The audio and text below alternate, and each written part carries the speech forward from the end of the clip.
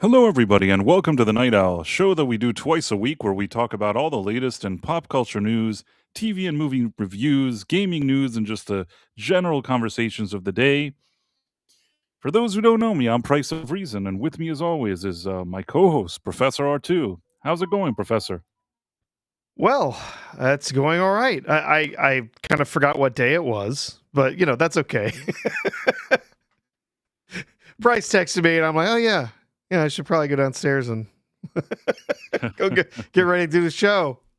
Yeah. Well, So it's time for kids to head back to school and stuff like that. It's just everybody has those times in their lives when they're just like sort of disconnected from like what day it is and what's going on.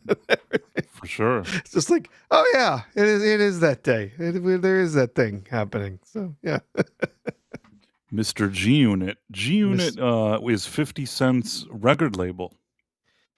You remember, if you recall. I have to tell you, I have never intentionally listened to anything by 50 Cent. It's fine. Listen, I'm not quite the music connoisseur that rap you are. Rap is a style of music, and I've never had a problem with making room for different styles of music, including rap, especially the more old school rap, which I actually like more than stuff that came out later. But what I will say is that it didn't mean that you needed to push certain things out of the picture. First, I think that rap kind of pushed out. Rock music. Not only rap, but rap was one of the things, and the other thing was like all those little girls singing and weird crap like that. So those two things were kind of put a damper on the world of music, in the sense that they sort of took the main stage and sidelined anybody that was making more kind of like rock music. And I feel like it was done by design. They really wanted to get rid of all them toxic males, that most of them of a certain color, if you know what I mean. They managed to kind of sideline them. That I didn't like. And Yeah, at the end of the day, I don't even think rap or hip hop today is anything like it used to be, like back in the early days. I think it's just kind of some auto-tuned poppy crap. uh and the ladies that sing those girls that sing those crappy songs, that's crap too. So we're basically left with crap. That's the problem. well, yeah, that's funny. Yeah, left with crap. Yeah. True That's though. all we have. That's all we have left in music now, and it's kind of the same in a lot of other areas. I don't know if you saw the rumor today that supposedly J.J. Abrams had pitched a reboot of Babylon 5. That would be a disaster. Please just don't let JJ Abrams do anything. I didn't even hear of Yeah. this. Oh, No. the comments and everything in the YouTube video were absolutely hilarious. People just talking about, oh, yay, all right, another sci-fi franchise he can get his hands on and utterly destroy. And I asked someone, I'm like, do you think he puts a notch in his laptop every time he ruins an IP? Like, because this is all he does now. He wanders around, takes over stagnant IPs and destroys them. And I'm like, a reboot.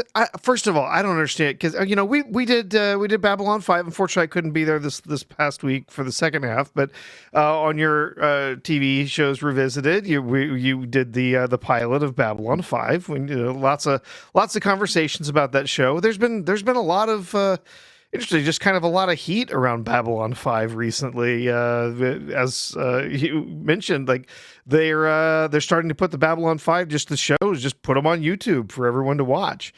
Yep. And there's been a lot of talk. I've seen rewatch podcasts and stuff like that popping up all over. It's kind of fascinating. It's like it's just sort of come back around again.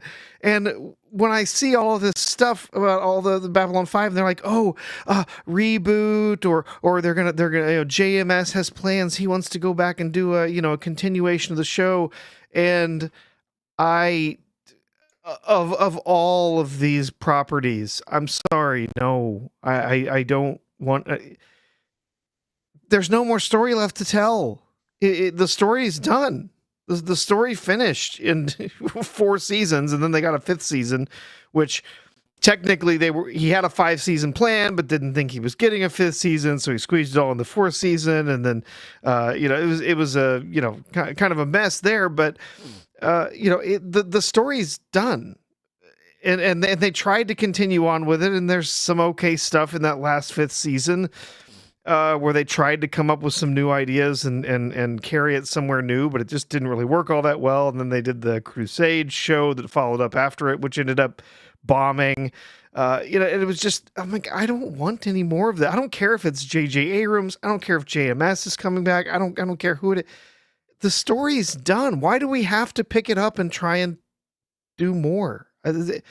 And the reality is that there's just nobody left in Hollywood with a creative bone in their body who could actually do it anyway. So I don't know, man. Yeah. Yeah, sometimes you just gotta let it go, you know? Yeah. Just I mean, move honestly, I'm still annoyed when I see people posting about Martin Giro. with Stargate. Yeah, because it's Yeah. like, Oh, oh, why won't Stargazer. you add Martin Giro? It's like, you guys really don't understand who Martin Giro is. Like, stop glazing this guy. He was not for the fans. I don't believe one word he had to say. And they're like, somebody wrote this week a tweet and it really annoyed me. It's like, only he could have respected like the original franchise. It's like, dude, he has a track record of absolutely not respecting anything. And I think that this would have been not the way people think it is, in my opinion. Well, and it was just on top of that, people just completely ignoring the fact that it was being made by Amazon. And Amazon has shown with basically everything they've done, they have no interest in actually doing something that is for the fans, for the people who loved it. We got we got the Rings of Power, right? It's like, oh, we're huge fans of Lord of the Rings, and we want to respect Tolkien's work, and we want to do something amazing and tell stories in his universe that have never been told. So we're going to introduce all sorts of different Black and Asian versions of hobbits, and we're going to throw black dwarves in there, and all of this. It's like, oh, jeez, just. Yeah, and then we're gonna have girl boss elves who are out there running the world, and it's please, it's so terrible. And yeah, I'm sorry, but there's nothing that tells me that it was going to be any better for Stargate. Just because there were some other old writers who were involved, who did Stargate before, and there were some other creators who were involved. Guess what? A lot of those old creators have gone totally woke. They've bought into all of the Hollywood stuff. They're part of it. They're in the bubble. They were going to make the same woke garbage that so many of these other shows, so many of these other producers have made. Recently there's been talk price. The movie Pleasantville, right? I like that movie. Yeah. Yeah. I didn't love it. It was okay. But I actually like it. But I know a lot of people who do. I just, it just wasn't for me. But when the recent 4K Blu-ray came out, it sounds as though the company that released it and the director, they all worked together on this cut of the movie that they were putting on 4K or whatever. But everyone thought that he was just sort of overseeing everything and making sure that it was, faithful to the original production. But there's a 3-second line taken out of the end of the movie. What was taken out? It's the one where, I forgot the actress, but she says basically, I tried the slut life, and I'm done with that or whatever, and it's not for me. Encouraging another character, like, don't try, don't go down the road of trying to be a slut. Like, I tried that and it was bad. But use the word slut, right? And so in this 4K release that came out, that line is gone, just inexplicably. It's just been removed. That's so weird from the movie. And people are like, well, why is it? Oh, was this an editing mistake? Was it? Oh, did something happen? It's like, and I can answer that question very easy for you. No, it is not an editing mistake. The director has gone down the exact same direction that all of these other people in Hollywood has gone woke, has completely accepted all of these ideologies and stuff, is a male feminist or whatever. And now, when reviewing the film, decided, oh, I don't like that she called herself a slut in there. And I actually really like that line. I really like that line. It's the point. It's basically the point of the movie. She tried being that and realized that wasn't healthy. That did not bring her the joy and the love and the stuff that she wanted. It's an important part of the movie. Right. I mean, the whole character development that character has is that she acts that way at the beginning of the movie, but then as the movie progresses and she understands what's at stake and it starts influencing her, by the end of it, she wants to be a different person. She doesn't want to do that anymore. So I think it's important that she says, like, I tried that lifestyle and I don't like it. Now I'm going to be more of a quality person. She wants to read and be like a serious person. It's actually good. It means that she thought that being a quote unquote slut or whatever it is that wasn't good, but now she wants to be like a serious person. So I thought that was pretty cool. I thought that was good character development. It is part of her character development. It's an important part of the film at the end for her to say that. But modern feminist ideology does not allow you to discourage female promiscuity. You've heard the term slut shaming, right? You are not allowed to discourage promiscuity of women. You are not allowed to call them a slut. And you must always accept that promiscuity on behalf of a woman is a good. It is always beneficial to a woman to I'm really be promiscuous. Annoyed that they moved that. That was like so important to the movie. Well, a lot of people are very upset that they removed that. And in fact, a lot of people have either canceled or returned their 4K Blu-ray that they purchased because it's not the movie that they thought it was. It's been edited, it's been modified, and it's these you thought, well, there was this producer that made this movie, there was this director that made this movie, and they're going to come back and they're going to be the same person they were when they made that 20, 30 years ago. And the answer is no. So yes, these people who were going to make Stargate, they're not the same people who made that show 20 years ago. They've all been influenced. They've all been changed. They've all been pushed by all of this stuff that's happening there. And it was going to have all of that woke stuff. All these people, oh, well, it was going to be the same show it was 20 years ago. No, there's not a chance in hell. It was going to have a bunch of that woke stuff in it. And none of them are going to say anything about it. They're not going to say the show's woke because they don't think it is. It's part of what they think shows should be now, right? So no, I don't want I never was enthusiastic about the possibilities for a new Stargate show because I knew it didn't matter who, it's happening at Amazon, it's happening under Martin Giro, it's happening under all these other people. They're all Hollywood people. They've all been influenced. Now, I'm not going to say that all of them are completely bought and paid for, that all of them are completely drowning in that Hollywood, filth, completely part of the bubble. I'm sure there's some of them that were more outsiders. I've seen a few of them, talking on X and talking on other platforms and stuff. I think, yeah, maybe they're on the fringes, right? Maybe they're not as influenced by it, but they're not going to speak up.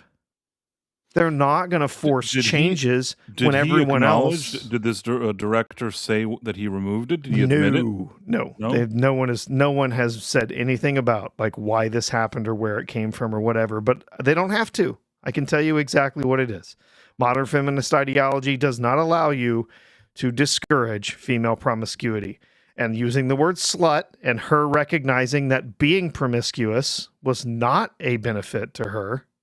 and her life is not a lesson that is allowed to be That's so part of a weird, film though. That's in so weird. 2026. That's so weird. I mean, the thing is, okay, it's not like Toby Maguire that plays her brother there, is a guy that is like, sorry for lack of a better term, banging chicks right and left. He's actually kind of more of a shy, kind of a little bit of a dorky guy, and he becomes more kind of badass because he breaks free of being that kind of dorky guy and kind of develops more of a personality, and more confidence, and he's more kind of like, he becomes, a bigger person than he is. And she's kind of like like she says, a slut, but in this setting she suddenly can't go doing that again because of what she's learned and what she's seen. She's a different person too, and I think that that's the whole point of the movie, that this brother and sister are very different at the beginning of the movie, at the end of the movie. And I don't know, you said you don't like the movie, and that's fair enough. I will say that when Oh, I saw it, I don't hate it. It's just not one that I really, really had a connection to. when I saw this movie years ago, I enjoyed it, and let me tell you, it was an early movie that Reese Witherspoon was in that I really liked her performance in. Yes, I I did I like her performance in that. Yes, I think she's I really good in it. I thought she was really good in it. I think that this is so vague because I haven't seen this movie in a long time. I feel like back in the day I saw it a number of times, really liked it, and then I kind of for years haven't seen it since. But I will say that I think Paul Walker, sorry, was in this. Hmm. Paul Walker Yeah, I was think he was. I think he played this kind of varsity football or whatever guy that she's trying to make out with or something like that. You also had like Michael McKean, I think, was in it, maybe as the bad guy. Yeah, I think that was him. Yeah. And I mean, listen, I haven't seen this movie in so many years, and I think it had Jeff Daniels, maybe. Uh, there were some things about it. The one thing I didn't like is how it ended with the mother who's in love with two men. That annoyed me. That ending, like that part of the movie annoyed me, but the part where he becomes like more confident, I like the process that Toby Maguire goes through, and I like, the process that Reese Witherspoon goes through. I also like the fact that it mixes fantasy world with like the real world. I think it even had Mr. Furley in it. Did it have Mr. Furley, or am I confused now with another movie? No, I think it might have been him. Don Knotts? Was Don Knotts in this thing? Hmm. I haven't seen this movie in like, like Yeah. 25 years or whatever. I thought that Don Knotts is the one that makes them go into the TV or into this other world or whatever it is. In any case, uh, I've always Putin says Reese is one of those rare women that looks better after children. She grew into that chin. I always liked her. To be honest with you, I always liked her. She has a certain charm that I like, at least on screen. I don't know, maybe in reality, I don't know if she's nice or she's interesting in real life, but on screen, she has this kind of charm, and I've always liked that charm. Not just like looks, sometimes a woman could look nice, but you feel she doesn't have that kind of edge or interesting personality or whatever it is. I don't know how to explain it. I feel like Reese Witherspoon, there's something likable about her.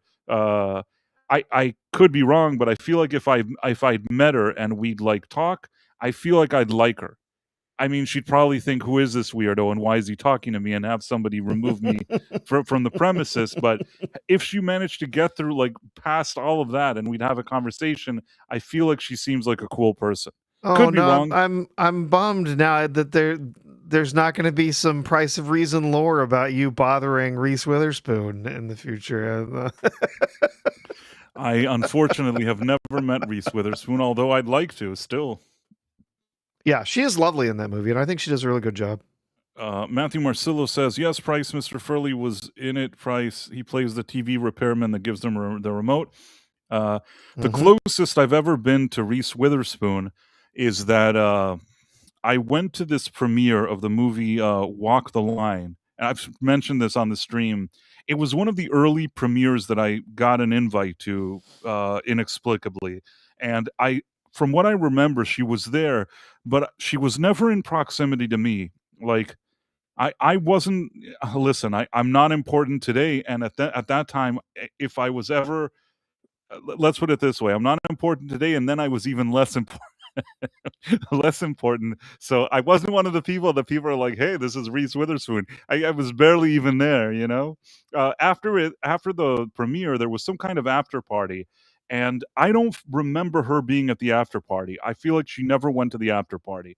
Uh, Vaguely, I seem to think that Joaquin Phoenix was at the after party, but I don't remember her at the after party. And I've said before that I spoke to Jennifer, because it's like with a Gin, Goodwin after the movie, and it was one of the first time, if not the first time, she was on film, and she didn't know who I was. Maybe she thought I was like somebody that's like his opinion is worth something, and she was kind of like concerned because she was hoping she was good in the movie. So I said like, "Oh, I watched. Oh, did you think I was good in the movie?"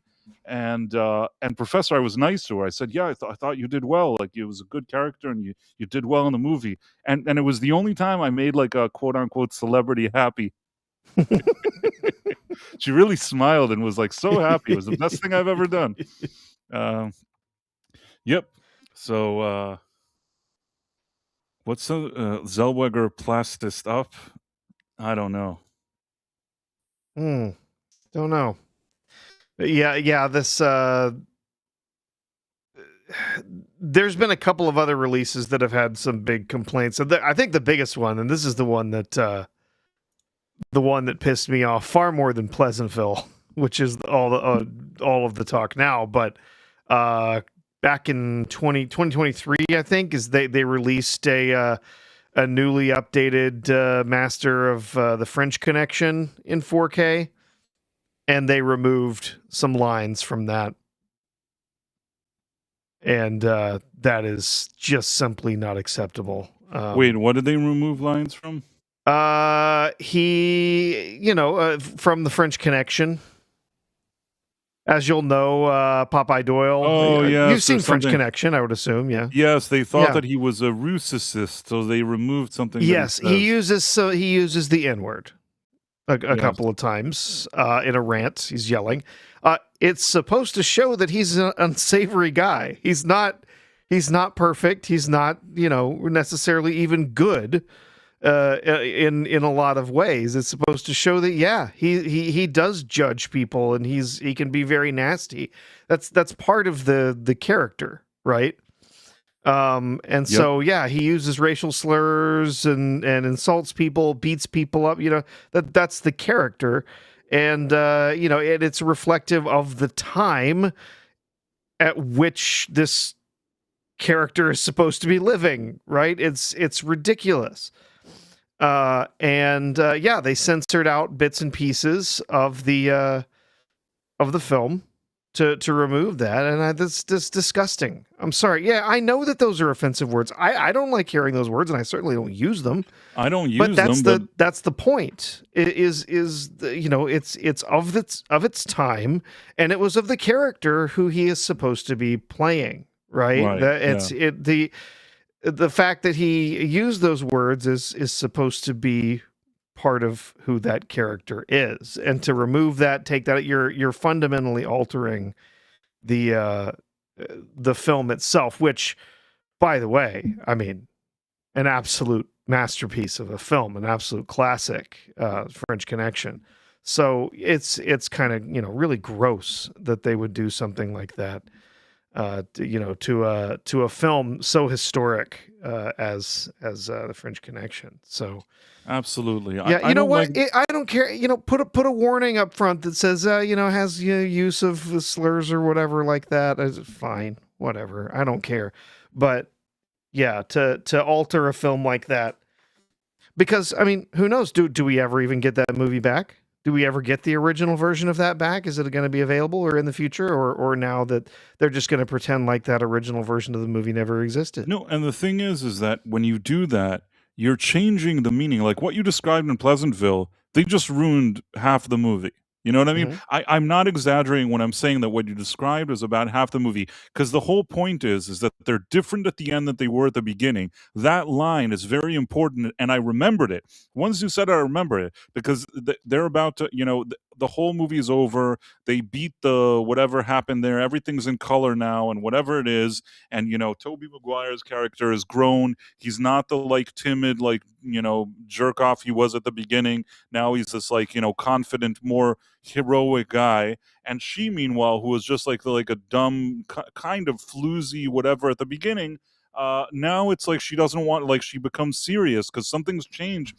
Like she saw something, and she can't go back to being the way she was because she's more mature and she's understood something that she didn't understand before. And then she says to Tommy Maguire, forget his character's name, she said, like, I tried the slut thing, but I can't do that anymore. And it's so important. That is the character development. That's the whole point of the fucking movie. What do you mean you remove that line? Fuck that guy. Yep. I don't know where that director is, or what marches he went to, or who he voted for, whatever the fuck he did. Fuck that guy. That's just my personal pretty opinion. messed up. Yeah, At least in my opinion, fuck that guy. That's what I him have to and say. Shout Studios and everyone that was involved. Yeah, you that's just messed up. Oh, I see Tom is in the chat, says James Gunn and Zack Snyder news. Ugh. Well, I mean, that is what we have to talk about. The news is the news. The news is the news. What can I do? But what let me see for a second. He says a conservative world made her more conservative after she corrupted it. Yeah, kind of. She actually, when you think about it, her sleeping with Paul Walker in the movie was one of the things that kind of like, threw a monkey wrench into whatever was happening, in that world.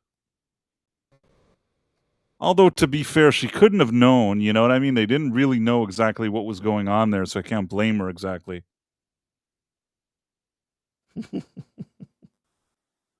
In any case, I wanted to tell you that I saw a movie. I saw a movie called Tony. It basically, I didn't even.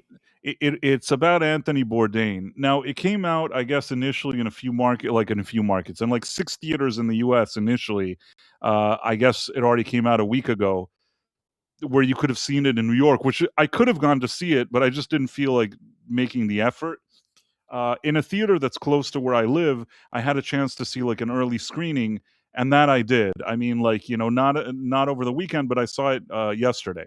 So I've seen the movie, and these type of biopics are always going to be tricky because you're trying to make a movie about a guy that people actually know who he is. And the one thing that I kind of, let me see if I can pull up this thing to show you how Rotten Tomatoes critics consider this movie. I'm trying to find it. Where is it? Okay. So this is the strangest thing because, like, according to Rotten Tomatoes, this is the best movie ever made. Are you ready? Mm-hmm. So the best movie ever made. Let's see what the score is. They gave it a 96. And it's 96 reviews. It's not 3 people that reviewed it. 96. You'd think that this was like The Godfather, okay? Mm-hmm. The Godfather 2. But instead, it's a movie about Anthony Bourdain. Now, there's 2 routes you can go with biopics. You can go with one route where you try to show the guy's life, spanning careers, spanning over 5 decades or whatever it is. Show him as a young man, show him as an older man, show him as an old man, things like that. You could try to do that. The thing is that is a much more elaborate production, and it's one that's also kind of pricey. It's one that would cost you a good amount of money to try to make that kind of movie. So a lot of times I've seen, or at least sometimes, they try to do something else. In this case, what they do is they're like, let's take a look at Anthony Bourdain, like at a summer of his when he was, in his late teens or whatever it's supposed to be. Let's see him as a young man when he wasn't really like, Anthony Bourdain, the way we know Anthony Bourdain. He was just some like, arrogant kid. And let's follow him for one summer and see like, what he does. It's an idea, I guess. And also there's like some memoirs and things that he wrote. So it's based on his own writing. So it's theoretically, it's not like a bad thing. Vex Electronica is brushing her teeth while listening to Price. I feel like Vex enjoys hearing my voice, as she falls asleep. In any case, at least that's what I've been told. Uh, in any case, so this movie is happening in a summer. It's like in 1975 or 70 something. I don't know what it's supposed to be. It's something I don't feel like googling it. Does it say it here? I think I'm gonna go with 1975 ish, 1974. All right. So basically, what happens is the movie starts off that he wants to get accepted into some special like writers fellowship at Vassar College.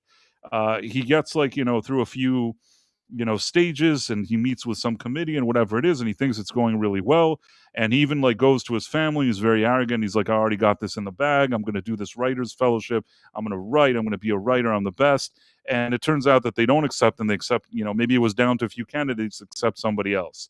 But then he kind of doesn't want to admit that he didn't get accepted, so he's not really kind of honest about it with his parents, not with his friends. Meanwhile, he meets some like girl that went with him to high school, and he always kind of had a crush on her, whatever it is, and he's really into her. So he goes and he starts talking to her and trying to like get her get her number or something. I don't know what. She's like, listen, I'm spending the summer in Rhode Island. And I guess she already goes to Vassar. She's 1 year older than him. I don't even fucking know. Something like that. So he's like, great, whatever. I'm a writer. I've been accepted into the program. I'm the best, or whatever it is. And they all go their separate ways. Basically, for some reason, he ends up, I guess, leaving his parents, which are kind of weirdos. And he goes to this, to a place like Cape Cod, basically. He goes to Cape Cod in Massachusetts. And I believe it's in Massachusetts, right? Cape Cod? Am I right, Professor? I've been there. I have not been there. It's in Massachusetts. I should know. I've Yes. been there, Cape Cod. Yeah. I think I've been there at least. Massachusetts. Yes, okay. I did well. I've been there, so I should know. Also, does Dominic Sessa deliver on performance? Loved him in Holdovers and have been desperate to see his career blow up. Honestly, didn't love him. Didn't love him in the movie. I don't know. I can't tell you. Maybe he was great in that Holdovers movie, but I didn't see Holdovers. I only saw this movie. And maybe I'm being mean to him, and I'll get to that in a second. The movie itself, once he arrives in Rhode Island, and I guess it's supposed to be based on some experiences that he had, he arrives in Rhode Island. First of all, I think through some window that he sees that she's kind of has a boyfriend or something like that. So that's a problem. So he goes to some kind of local restaurant bar, if you want to call it. It's kind of like a dive bar that serves food or something like that. And he gets drunk there and acts like an asshole. Sorry, Sean. And then I guess he gets punched out by the people that work there and kind of tossed out in the street, but he passes out and falls asleep on the street or whatever it is. And then Antonio Banderas, who's the guy who's like the owner of that dive bar restaurant thing, who's sort of like a chef guy. Like he knows something about cooking, but it's kind of a dump, that place. In any case, he feels bad for some reason for Anthony Bourdain, and he kind of brings him and lets him sleep on his porch, like on a hammock. And in return, he lets him like work in his kitchen. So basically, it's a quid pro quo. He washes dishes, he can sleep on his porch and hang out there a bit. So he does that and initially kind of washes dishes. And there's a few other guys in the kitchen, and in this kind of crowded kitchen. One of them is the guy from the movie Tuner. Did you see Tuner? I didn't. No. So it has that guy, you Leo talked Woodall. about that one, though, yeah. Leo Woodall. I actually like that actor, and I feel like he, out of the both of them, Dominic Sessa and that Leo Woodall guy, I feel like Leo Woodall really was excited to be in this movie and wanted to bring something to the table. It seemed like he was really, really excited in a good way. Like every time you see him on screen, you could see that there's something he has to offer. And maybe this Dominic Sessa wasn't the end of the world, but it's just that the screenplay, in my opinion, fails everybody. Because this guy, I think his name is Sal, the one that's played by Leo Woodall, whatever his name is. He's kind of like a bad influence. He's like an asshole, and he does recreational activities, drugs, things like that. He's like all this stuff there, and it's sort of a bad influence on like a young Anthony Bourdain that's called Tony at this point. And I thought that this in itself could have been interesting. I wanted to see more of their friendship and how he's a bad influence on him. That to me, I thought was like a good point that maybe could have been fleshed out more. Meanwhile, you also have that like Antonio Banderas plays this chef of this dumpy place, and he kind of has this positive kind of mentor impact on Anthony Bourdain, teaches him how to work in the kitchen, teaches him a bit how to make food. I don't hate this idea. On paper, all of this is interesting.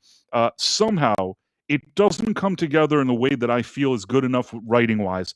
Another thing here is that he continues to obsess over this girl. I don't know how it happened in real life. It happened like that or not. And at the end, I guess like she does kind of part ways with her boyfriend or whatever it is. She is a bit into him at the like towards the end of the movie. I won't spoil for whoever wants to watch it, but the bottom line is that he did this whole thing because he wanted to be with his girl or whatever it is, and yeah, I don't know. For some reason between everything that it tries to juggle in a movie that's maybe an hour and 40 minutes, I just don't feel like it delivers everything that it needs to do. And when I was looking at some of these reviews here on Rotten Tomatoes, it said like, "Oh, this movie like it's so good. It reminds me of a Richard Linklater movie." To me, I wouldn't be so excited that it reminds you of a Richard Linklater movie. Richard Linklater has his own kind of stupid thing that he does, and honestly, I've always felt that it's kind of overrated. Now, maybe in a movie like Boyhood, where every year, like he did that gimmick that he films them getting older and all that shit, fine. You have patience. You made the movie, good for you. You know what I mean? Like it's a Mhm. good gimmick. Like do it, whatever. Or those kind of Dazed and Confused and whatever it is. The funny thing is that as I was thinking of Richard Linklater, I suddenly recalled that I was once at a movie premiere that he premiered a movie of his, and he was there.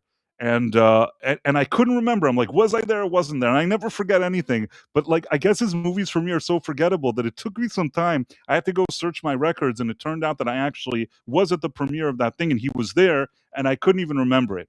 That's how significant Richard Linklater is to me, if you get what I'm saying. So honestly, it's fine if you like his movies. I think he's kind of overrated. He has some good ideas for gimmicks and whatever, but one of the things about his movies is that he goes for atmosphere. It's not he's looking not looking for like an actual plot or a story. It's like he's looking for a vibe. Let these guys just walk around and do shit. You know what I mean?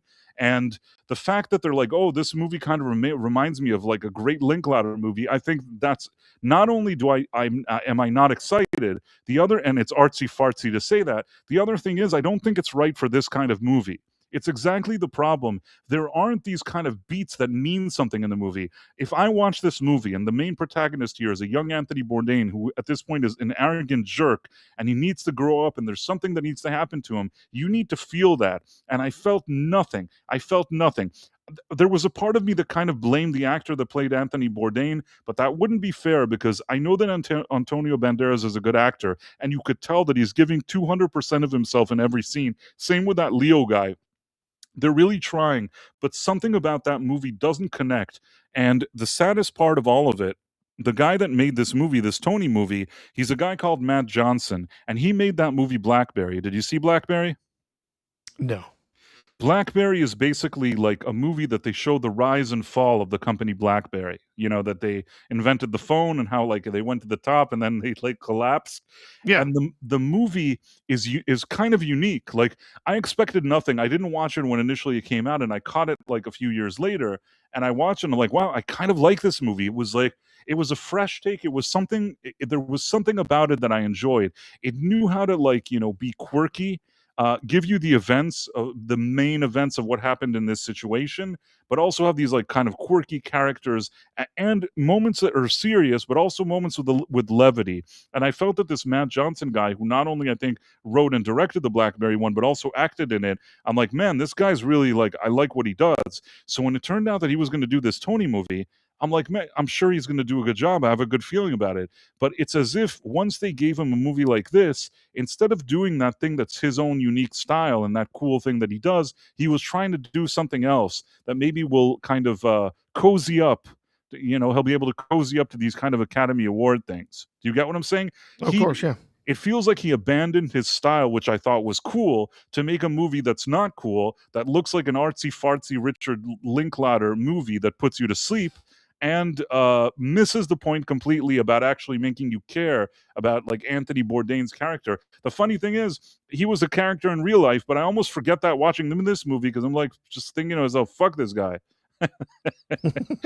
So they're not succeeding with me. Do you understand? Oh yeah. In any case, bottom line is they gave it a 96%. And it's so like them. It's so like them to give this. I would never give this a 96%. I've honestly been thinking to myself what grade I would give it, and I haven't thought of a final score. I assume because it was a relatively low budget movie, it's something like 5 to 10 million. You could tell that they didn't have a lot of money for this. This is like a smaller indie production. I like to at least give some respect for people trying to make movies not for $200 million. You know what I mean? Trying to make a Yeah, movie for sure. $5 to 10 million and making something that's at least watchable and not complete shit is an achievement in and of itself, and I usually appreciate that. But with that being said, you had good actors here, you had a good setup, and you had a good situation that you could have, done something, and even like a good story to work with, a good coming of age story, something. And I think that like Matt Johnson, which I really had high hopes for, completely fumbles it. If I saw him, I would tell him, "Dude, you fucked it up. Fucking, you ruined it." But I haven't met the guy. I didn't tell Linklater that his movie was a snooze. Then again, maybe I fell asleep. By the time I woke up, he probably was out of the theater. Oh, that movie. In any case, the real head case says, "I've never heard of this movie, so I'm giving it a 5. I research good films daily." No, this is a new thing. It actually it's going to come out in a wider release. They're like slowly doing more theaters and more theaters. And I guess there's some people that are really excited about it. Like people were getting very excited about this movie. I just didn't feel it. I don't know. I mean, I'm trying to think what they love. Critics consensus. Exploring how the iconic Anthony Bourdain came to be with a scrappy coming of age story that's equal parts sweet and tart, Tony is a splendid tribute to mentorship, complete with a stand up performance by Antonio Banderas. Now, that's the kind of movie that I wanted to see. And yes, Antonio Banderas is probably the best actor in this movie and tries the hardest. He almost succeeds in making this like a somewhat legitimate movie, but the truth is that it's just not strong enough.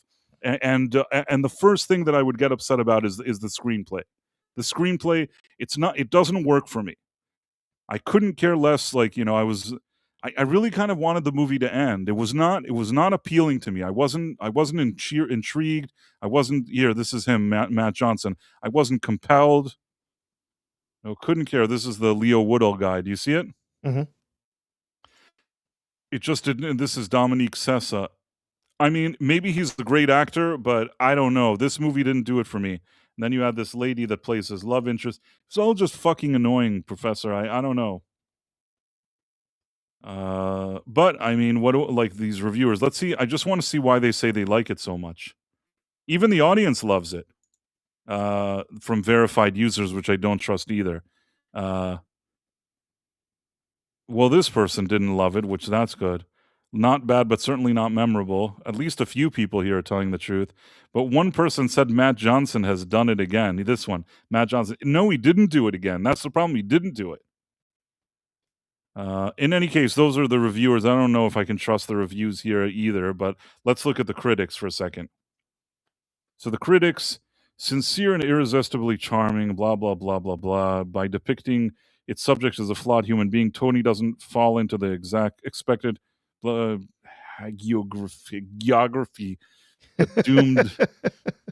I've never used this word in my life, Professor. I'm going to be honest with you. Have you ever found yourself using this word? Because like It's not one I use often. That has doomed more than one great man biopic. Listen, biopics are difficult. They are difficult. But if you can't get the people to sort of like the person they're seeing on screen or find something intriguing or likable about him, then you're not doing it right. Even, let's say, The Social Network, which is about Mark Zuckerberg, who in real life doesn't seem like a very likable, in my opinion, doesn't Yeah. seem like a very likable guy. In the movie, I don't know if it's due to Jesse Eisenberg's portrayal or the screenplay or both. There's something about him in the movie that you don't completely hate him. Even though, in reality, you may have disliked him, there's something about the portrayal that you don't completely hate him. I don't really know why. But I think that, like, you have to at least have the audience kind of pulling for the guy or kind of interested in seeing the guy succeed. And I don't think this movie does it at all. This one says Sessa sells the role and pulls no punches in transmitting what a clumsy, cringy loser Bourdain was back then. Maybe he does, but I still don't think that the screenplay is good enough. Yeah. Let me see. Yeah. Does anybody So when they're talking about, I wanted to look it up because I kind of knew what the word meant, just sort of impression wise, like, oh yeah, it's like saintly stuff. But so when they're talking about, like, in terms of a biography, it's the tendency to sort of be uncritical and view these people as being flawless and perfect and these, like, either incredibly virtuous or martyrs or stuff like that. Like, when they're talking about biographies, that's what they mean with a hagiography. Yeah. Yeah, I see what you mean. Which does tend to happen with biopics, let's be honest, right? Yep. A lot of these things, it's like they ignore all the dirty, awful things that were part of their lives. They ignore all of the sketchy stuff. It's like, no, we have to make sure that this person is presented as this martyr or this saint or this virtuous creature. And it's you get stuff like Harvey Milk, the Milk biopic that was made, where totally left out that he was into little boys. Allegedly. In it, in it, I'm going to be honest with you. Never even watched that movie. Don't bother. I don't have any issue if you enjoy watching movies like that, but there are certain movies that I said to myself, I don't feel like watching this movie. And it's like, hey, do you want to watch a movie about Harvey Milk? And I'm like, no. And then I never watched it. And I feel okay with that, Professor. I feel like nothing, I don't want to say nothing of value was was lost, but I didn't watch it. I also didn't watch the movie where I think Michael Douglas is Liberace and he's in love with Matt Damon. Skipped over that one. Skipped over Harvey Milk. Yeah. Harvey Milk, is it Sean Penn with James Franco or something? Or I can't remember who's in this movie. It was Professor? Is there something wrong with my microphone or yours? I don't know what's going on here. You guys have to tell me if it's me or the professor. Professor? Well, it seems like if you guys can hear me, tell me now. This is very, very important, very crucial that I know that people are here. Either that or I'm talking to myself. I don't really know. Professor dropped out. Okay. Matt Damon. Exactly. In any case, back to what we were discussing here. So yeah. Hey, sorry, had a no worries. No, I just wanted to make sure. Rumble Studio just decided it wasn't going to take any of my inputs anymore, and I had to reboot. Is fine. Yeah. That's fine. In any case, what I'm saying is that sometimes there's movies and I just don't feel like watching them. But I was saying, was Liberace, I know, was Matt Damon and Michael Douglas, but was Harvey Milk something with Sean Penn and James Franco? I can't remember. Yeah, it was Sean Penn. Was James Franco in it, or am I missing? Who? I think so. Yeah. I don't know. That's what I remember in my mind. In any case, Sean Penn and James Franco, Diego Luna. Yeah, I'm sorry. I'm sure that guy lived a life and it was very interesting to whoever was interested. I kind of just skipped it. You know what I mean? Skipped also the movie with Bradley Cooper as Leonard Bernstein. I think that came out. Skipped that one as well. Again, I skipped just about everybody. Of these genres that can generally be expected to not stand, just have no interest in whatsoever. It's biopics. Everybody has been glowing about Michael. Still haven't seen it because that particular genre just does I understand. nothing for me. I understand, but when I will see. It's one that I definitely have on the list, but it's like I just the way I see it, yeah. that these biopics, they split up into two. I feel like something like Michael and like Queen, it taps into some fun because you enjoy the music and you're hearing the music on full volume, these classic tracks. You're getting a little bit of background about the people that made them, sometimes accurate, sometimes less accurate, but it's fun. And I think that like Harvey Milk doesn't seem like a fun movie to me. I didn't watch it and I feel good about it. I probably that Leonard Bernstein, which I bring up because I think he was also a guy that discovered that he was fond of, dudes. Yeah, yeah. So I think that was another one of those things. Dude fondness, yes. Dude fondness, I skipped that one. I'm sure he was a good, like, conductor or whatever. Sure he really conducted that symphony well, but man, I think that, like, I'm okay with, like, remembering that he was a good conductor and leaving it at that. Harvey Milk, I understand that he was some kind of activist, that's fine. I feel like that's the most. Liberace, he wore funny clothes, plays piano. I'm good with that. I feel like I didn't need to take that additional step in seeing more. But not that there's anything wrong with whatever these people did, it just wasn't for me, if you know what I'm saying. Just not Mhm. time. I have to invest my time, and, somehow I have to decide what I invested in, and I feel like I wasn't interested in learning more about those characters. Now, Jeanette Katsuis from the New York Times says the story is slight, but by concentrating on this crucial sliver of a teeming life, Johnson gets at something deeper and more universal than a wider focus might have allowed. This is just people making fucking excuses. The story is slight. Yes, that is the problem, Jeanette. The story is shitty. It's slight. You just feel like it's almost like they just brought out a camera and they're just kind of, I don't want to say winging it because there's something there, but it doesn't feel like a well structured story. And then David Fear from Rolling Stone. Rolling Stone, I have nothing good to say about Rolling Stone. They are a crappy publication that used to be like kind of edgy and relevant, and now they're just like a piece of garbage publication, in my opinion.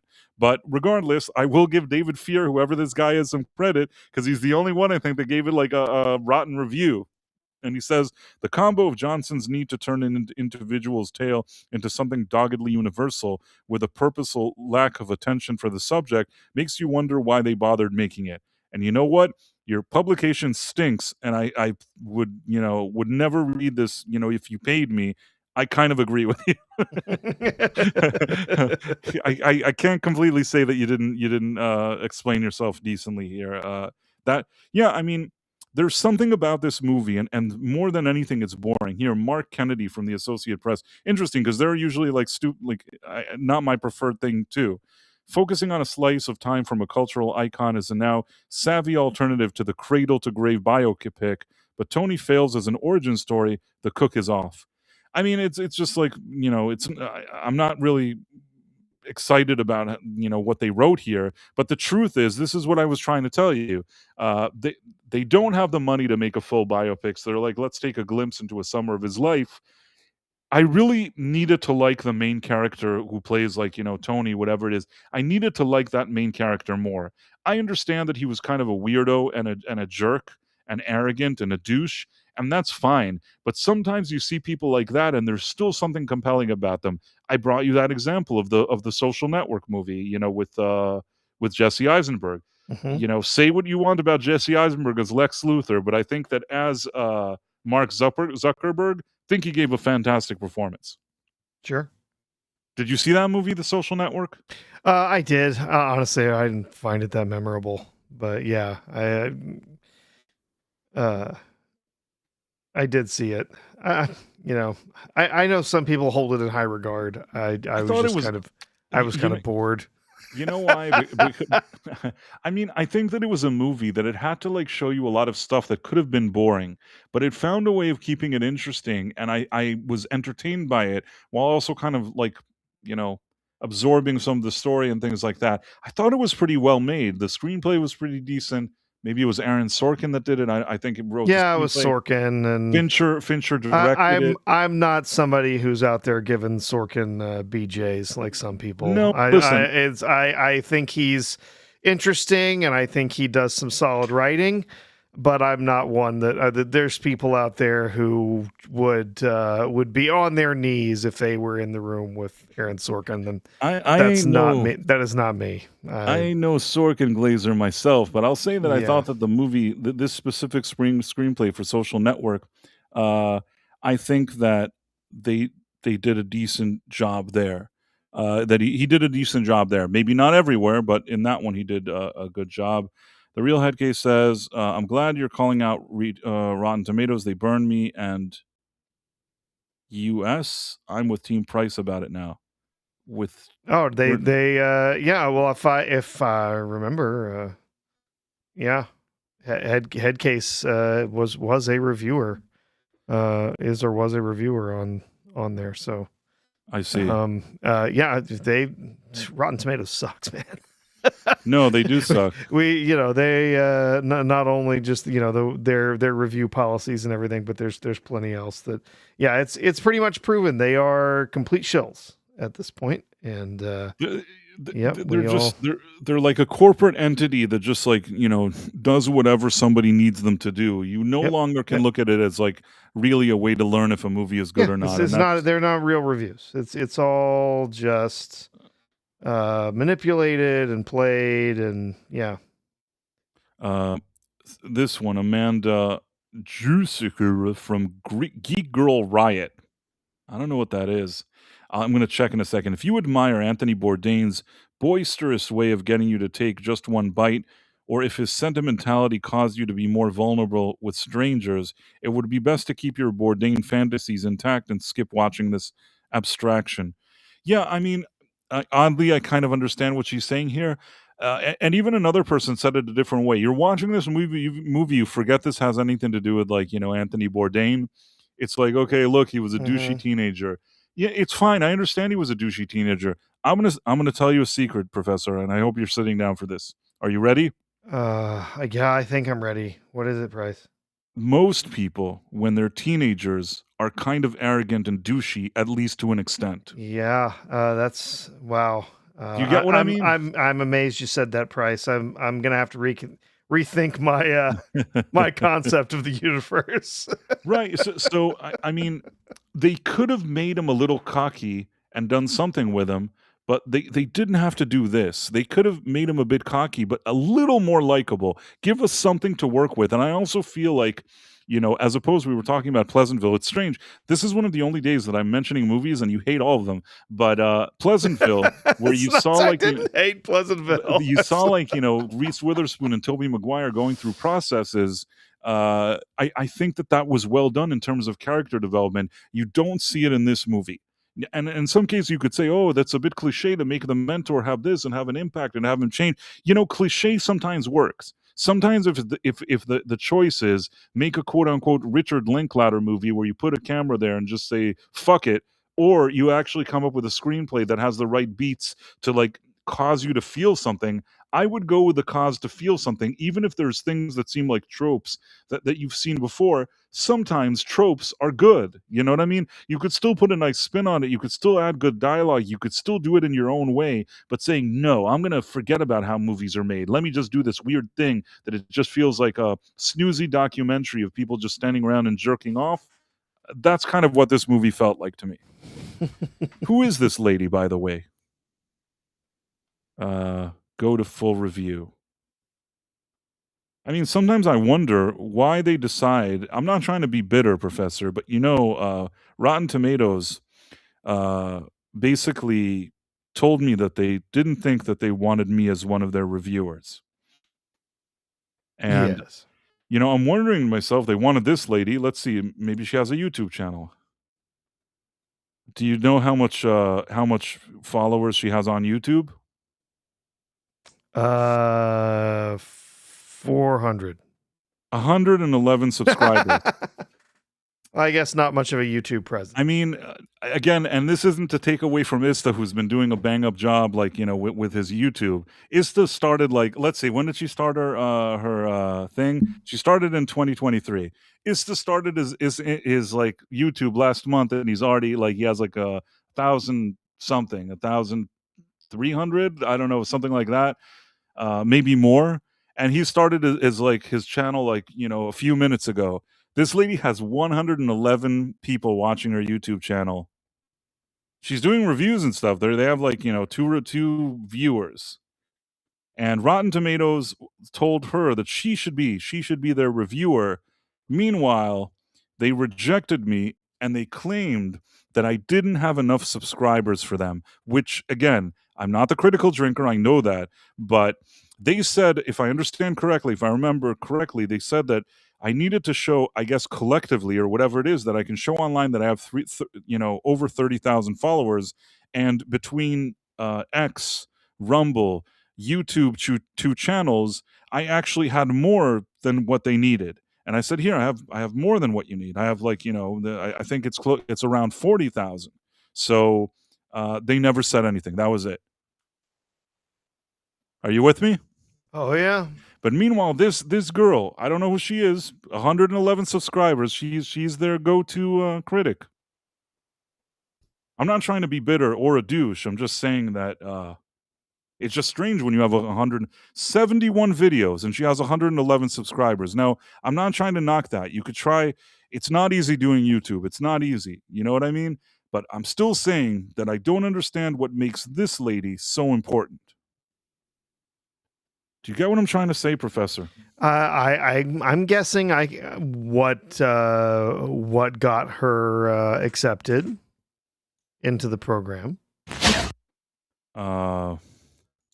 I'm trying to see if I can find an image of her. Do we see her anywhere? Something tells me first that she's female. Well, she's female, and second is saying things they want to hear. I see. Yeah. I mean, let me look. Is there a picture of her anywhere? Are rioters? Okay. Which one did this one? Which one did this, who made this review? Amanda Drusica, okay? Are you ready? Okay. So it's not this lady. It's not, this one. Not this one. Not this one. Where is this lady? Professor! She's not even like a person on their website. Where is she? I don't know what happened to her. Yeah. Oh, well.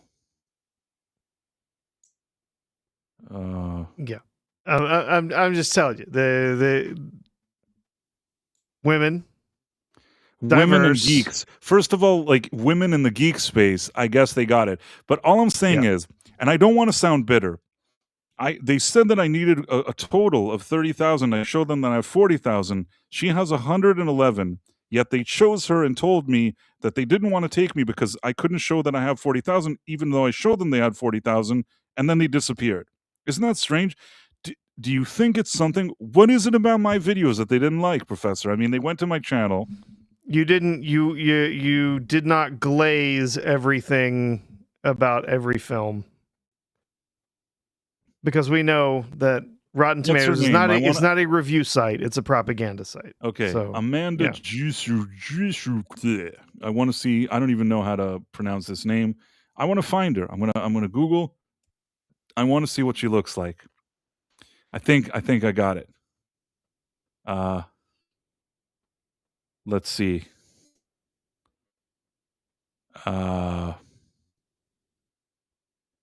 Let's see. Movie reviewer. Movie reviewer. Okay. Now, I don't know which one of these is Amanda Jesuke, but I feel like I think I understand what's going on here, Professor. Mhm. Do you get what I'm saying? Yes. What's it called? Girls Riot? Geek Girls Rioting? What's it called? Geek Girl Riot. Okay. Geek Girl Riot. Let me try this. Geek Girl Riot and Amanda Julica.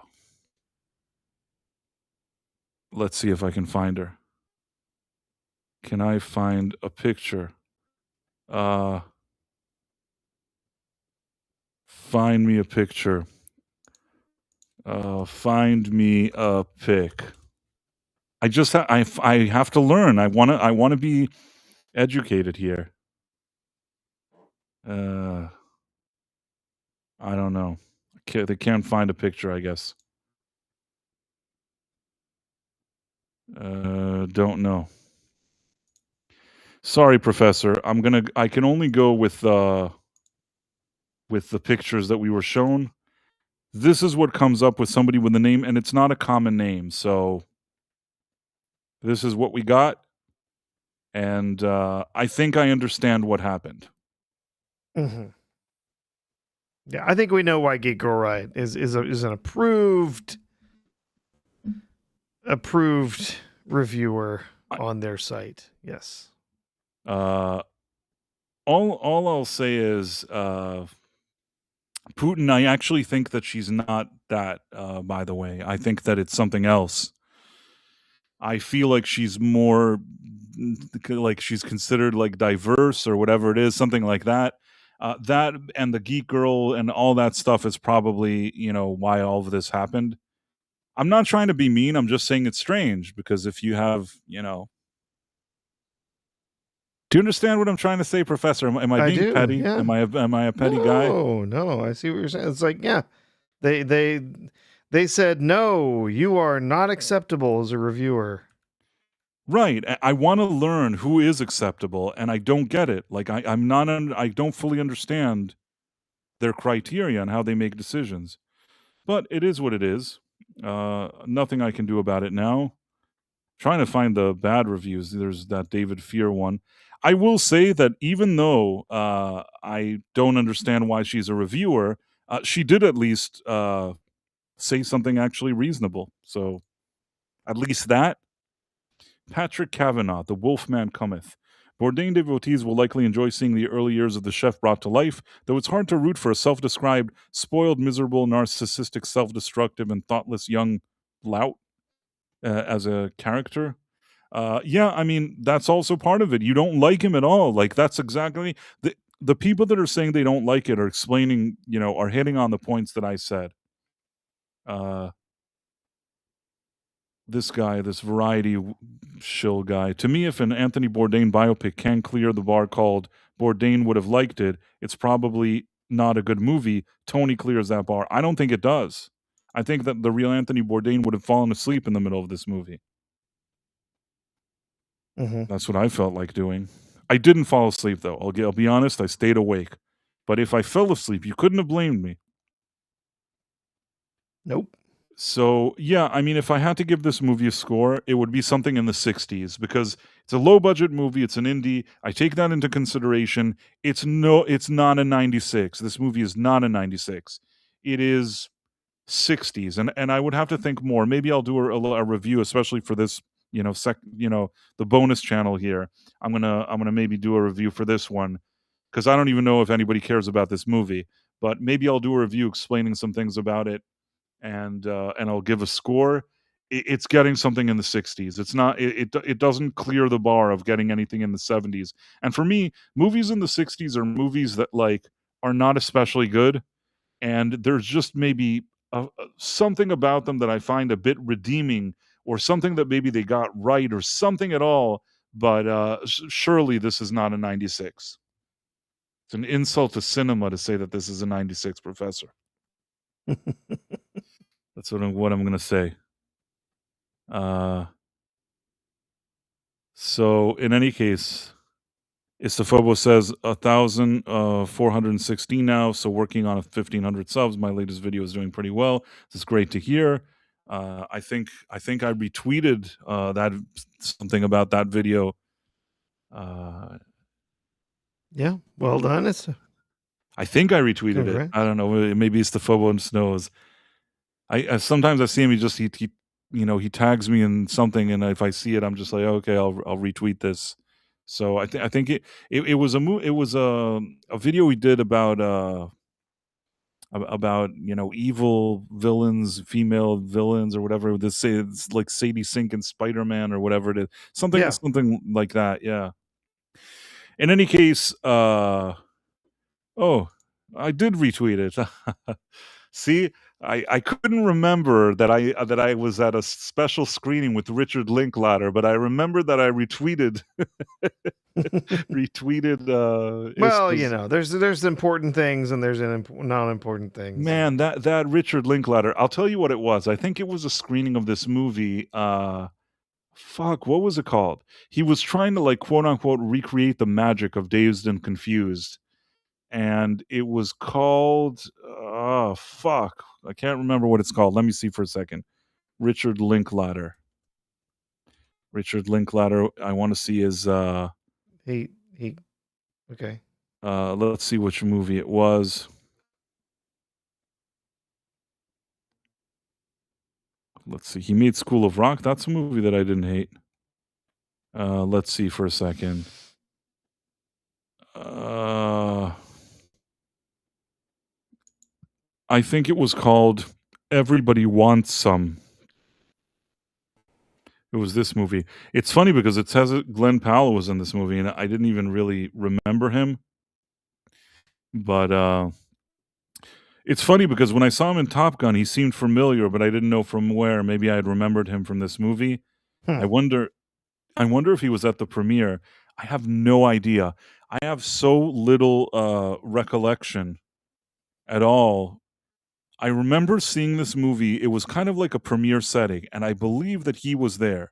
That I watched it, and Richard Linklater was like showing it or whatever it was, and I was there, and I saw the movie, and I feel like I was bored. I don't know. It's kind of like these movies where it almost feels like there isn't a proper script. Do you get what I'm saying? Sure. Yeah. It kind of reminds me of if I had to say what I think, and this could also be controversial, it kind of reminds me of trying to go for a American Graffiti model, which between you and me, also not my favorite movie. I don't hate American Graffiti. It's fine, but like I don't sit around watching it all day. Like for me, it was a movie that in its time came out and it was very much of its time that it came out then and did something. It's not a movie that today like everybody's sitting around and watching American Graffiti all day. I think that, it received some like local glaze at the time of its release. And over the years, I don't think that it's held up as like the best thing that ever happened. And I feel the same way about like Dazed and Confused. And like this is even less than Dazed Confused and even less than American Graffiti. This one was Richard Linklater in 2016 trying to capture the quote unquote magic of Dazed and Confused, which in itself was kind of a snooze to begin with between you and me, Professor. Don't tell anyone. So you had that one was kind of an overrated snooze, but that one was better than this. And I remember seeing this, and it was trying to give you this kind of like retro vibe. It's happening in the 80s or whatever, the 70s. I don't know, man. I just sat there until now. I struggle to remember. I remember that they were just a bunch of jerk offs walking around and doing stuff, but I can't remember anything of substance from this movie. Do you get what I mean? It's like Hmm. the way these movies are, it's like let's just show like teens in interesting situations. That doesn't work for me. You either come up with a fucking story and write a fucking screenplay or don't make the movie at all. That's what I have to say. Oh, but you gotta, connect with the experience of being a teenager and You know why I didn't connect? Because when I was a teenager, I was like a lot like sharper and more like on top of my game than these jerk offs. And again, I did stupid shit, but I didn't. My stupid shit was more sophisticated than their stupid shit. You know what I mean? For me, I Mhm. think that the stupid shit was maybe like I was a wise ass, and yeah, I could go with the arrogance and stuff like that. But like these are kind of like bozo jerk offs, and I don't feel a connection to bozo jerk offs. Do you get what I mean? I'm fine with I like get wise you. ass jerk. I'll take a wise ass jerk off. That I can work with. Bozo jerk off's not for me, you know? That's what I have to say. Most people cannot jerk off while standing or walking around. That is a good thing. Good observation. That is a good and it's true. It is true. Uh Let me see. Occasionally there are people who are gifted at that kind of thing. Oh, wow, and it's funny because, Megan Ellison, I guess the sister of David Ellison, produced that movie, and the reason why that's funny is that maybe she was at the premiere, I didn't even know, like, a lot of times I'd go to premieres and I try to sort of schmooze with people and, like, make not that it ever worked, it would always backfire, like, they'd be like, security, like, "Who is this man?" But in this case, I think I was so disinterested that I didn't even make the effort. I don't remember talking to anybody. I don't remember Megan Ellison. I don't remember talking to Richard Linklater. I remember being there, but and remember thinking that the movie was kind of just whatever, and that's about it, you know? I don't remember much else. I felt like I wanted the movie to end. I do remember that feeling that I'm like, "Ugh, like, when is this thing over already?" I'm sorry, dude. Well, you don't need to apologize to me. I've never seen it. I've never even heard of this film. Now I would have done things differently. First of all, I would have walked up to Richard Linklater and I'd tell him, "Listen, I appreciate your hustle." That's what I would have said. You know, I don't think that I would have told him, I don't think that many people could have taken the hustle that you have as far as you did. I give you props for that because you're winning awards and stuff, and everybody's like, kissing your ass, and this is what you made. I really like, I'm a tip of the hat to you. That's what I would have told him. And I would have meant it. I said, like, what's your secret? Maybe you can teach me. I want to hustle like this as well. So that's one thing. That's too bad I didn't get a chance to talk to him, but that's what I would have wanted to tell him. And Megan Ellison, I would have said, like, "You look lovely. You're the loveliest Ellison. You're awesome. Let's start a media company. Price of Reason Media, backed by the Ellison family. Think that sounds like a partnership. Very very positive partnership. I have a good feeling about it. Oh, Trev Tunart says, "I like Cranky Price. Thank you. If there's one thing you can count on me to be, it's cranky, especially after watching like Tony and have them all say that it's like Richard Linklater's greatest movie." Uh, in any case, and you know what? It says that she produced movies like Zero Dark 30 and American Hustle. That was a good movie. I don't know. I never watched her. You know why? Because I saw the trailer and it had like Joaquin Phoenix talking to his phone, and I'm like, I can't do it. I'm sorry. Like like sometimes there's a line and I just don't feel like stepping over that line. You know what I mean? I'm sure it's a great movie. You can watch it. He can talk to his phone for 2 hours. It's fine. I just don't feel like watching him talk to like Siri or AI. When you could say it was ahead of its time. Now people talk to their phone all the time. I don't give a fuck. So they were ahead of the time and pointing out some shitty thing that happens later. They got it right. But I have nothing to do with it. You know what's funny though? You know what is funny? I think we mentioned it, that actress from, that whiny actress from, Odyssey, that she complained Hmm. that Scarlett Johansson replaced her as the voice in her. Remember that? Yes. So, it's funny how all of this is, like, coming full circle. Phantom Thread, I don't even know what it is. I don't know. In any case, I guess it's a mixed, Full circle. full circle. Yep, I guess some things that Megan Ellison has produced is better than others. That's, the best I can put it. What, she produced that stupid, uh, Olivia Wilde movie? I haven't seen this movie. It's called The Invite. Did you hear about it? Heard about it. I haven't actually seen anything of it though. No. It's basically a movie that, Seth Rogen is in it, and, Olivia Wilde directed it, Oh, Seth Rogen's in it. That's all you have to say. I have no interest whatsoever. and Olivia Wilde directed it, and I for some reason it's not making me want to see the movie. For starters, Seth Rogen is already like it makes me kind of not want to see it, and the only redeeming thing here is kind of Edward Norton. I don't even like particularly. I'm not particularly fond of Penelope Cruz.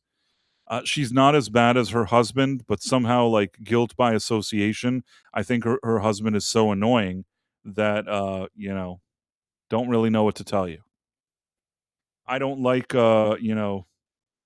maybe if she was married to somebody else, I would have liked her more, but if she thought that, like, he's great, then she's, I don't know, kind of lost points with me. I know you can say I'm petty, I'm an asshole, and maybe I am, but I'm not a fan of Penelope Cruz. Edward Norton is the only person here, if it was like all 3 of these people were other actors and Edward Norton was in a movie and somebody said, "Hey, it's a good movie," maybe I'd give that a chance.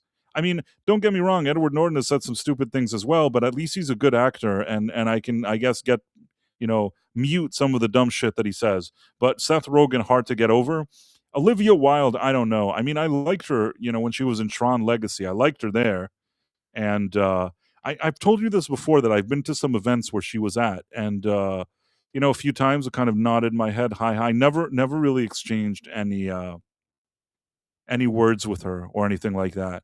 Uh, she seemed, because this wasn't yesterday. I will say that these events, she didn't look bad. She seemed pretty, but now when you see her, she kind of looks strange. I don't know. I like Hmm. her less now than I did then. Also, like on a personal level, she kind of seems annoying. Professor? Yeah. Yeah.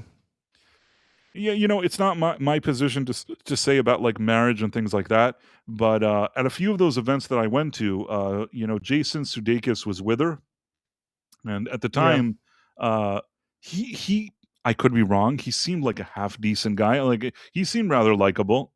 Again, aside from like a tip of the hat, because I think after a few times that maybe I saw them somewhere, not knowing who I was, maybe just thinking that already my face was familiar. They did like a "what's up," and I did like a "what's up," but that was it. Like I don't think I exchanged one word with either of those two. He seemed nice, I guess, like, just the vibe, it didn't seem like a bad guy. So she directed this movie, where she had, like, Harry Styles as the star, who was significantly younger than her. Now, she was married at the time with kids, and she kind of left, Jason Sudeikis with the kids, went to direct this movie, has an affair with, Harry Styles, runs off with him, and it's not my job to Hmm. say, like, what a woman should do or not do, but I will say that the part that annoyed me the most is that until today, she's like, "Why are people always so mean to me? Like they're always like, why is my thing such a big deal? Why are people like mean to me with this that?" And you know why? And I'm like, I can't answer the article obviously, but I'm like, fuck you, lady. If you were a dude and there was a young actress that was on the set and he had an affair with the actress that he was directing. There's directors that in more recent years have lost jobs for that. Look at Kristen Stewart, friend of the channel, friend of the channel, Kristen Stewart, who went with that Frenchy guy, French director, and then she was with the Robert Pattinson. Then she was with the French director. The French director, they didn't let him do the second part of Snow White and the Huntsman. They didn't let her do it either. And then she suddenly, after that, she crossed the picket line and went to the ladies. So a lot of interesting things. That guy, I've never seen like a movie that he's directed since. Hollywood is very good about taking a guy now that has like a woman working under him, and he's having an affair with her, leaving the wife and kids, and whatever. They would crucify the guy. So if anything, I think that Olivia Wilde should be very pleased because only because she's a quote unquote stunning and brave female director does everybody like in this industry keep saying how great she is. When in fact, I don't think she was great at all, and I think that she's like her idea of maybe because I'm a woman, they're all misogynistic. No, you're just some, in my opinion, you kind of acted like a bitch, and people are calling you out on it. But you should be thankful because if you were a man, you'd be finished. Finished. Oh yeah. Yeah. You'd be ruined. Yeah. The head tilt, "what's up," can get you in really funny situations. Absolutely. uh, Somebody is saying Olivia was so pretty in Tron Legacy. She was. And I will say that in those Yeah. years that I saw her at those events with, Sudeikis a few times, she looked pretty nice in person. I didn't dislike how she looked. Still think her best was like Tron Legacy. Tron Legacy was her peak. Isafobo says she was crazy and beautiful, but not anymore. She was Now she's crazed and woke too. Yeah, I believe it all. I believe all of it, Ista. That's just the kind of lady that she is. Uh, in any case, yeah. I don't know what Putin 3 is saying. I don't understand that. But in any case, I think that a man would be in her position would be finished. In her case, they said she was stunning and brave, and everybody kind of let it slide. So her doing "woe is me" to the papers doesn't mean anything to me. Anyhow, man, yeah, that's what I thought. A man would be finished with her. And, yeah, people are like, "Well, maybe Jason Sudeikis is a jerk." Maybe he is, maybe he isn't. I don't fucking know. Maybe he's a jerk and he's difficult. I don't fucking know. I know that, whatever he is or isn't, I have no special, you know, feelings towards Olivia Wilde. And as Istafobos said, it's one thing if she looked as hot as she did in Tron Legacy. Maybe you could say, well, she's kind of a bitch allegedly, but she is kind of hot. But now it's like you can't even say that with a straight face. So really, there's nothing to work with here. And this movie with her and Seth Rogen, I'm not sold on. And Penelope Cruz, it's like it's basically you're compiling a list of people that make me not want to see the movie. Mhm. Could be the best movie since Apple Top Pie. I didn't feel like it. I'm going to tell you another thing. I think I had a chance to see this in like an early screening, and I'm like, nah, fuck it. I didn't feel like going to see it. I feel like these days, if it's an early screening and it has either Seth Rogen or Mark Ruffalo in it, I'm like, fuck it. I don't need to see it. You can go see it. Agreed. I'm not gonna waste my time with Not anything wasting my like that. time. Yeah. How do we get here, Professor? Why do we even talk? Oh, Ellison. Ellison produced this thing. Uh, Interesting because she produced this movie. Penelope Cruz's husband is going and whining about Paramount. Probably this Megan lady isn't happy. In any case, I didn't know. I wonder if Glenn Powell was at this event, and maybe I just didn't realize it was him. He seems cool. I would have, would have said, "Hey, what's up?" But I don't even know what he did in this movie or anything. It is what it is. Anyhow, we were talking about this Tony movie. I am disappointed with it. We went all over the place, which As is we do.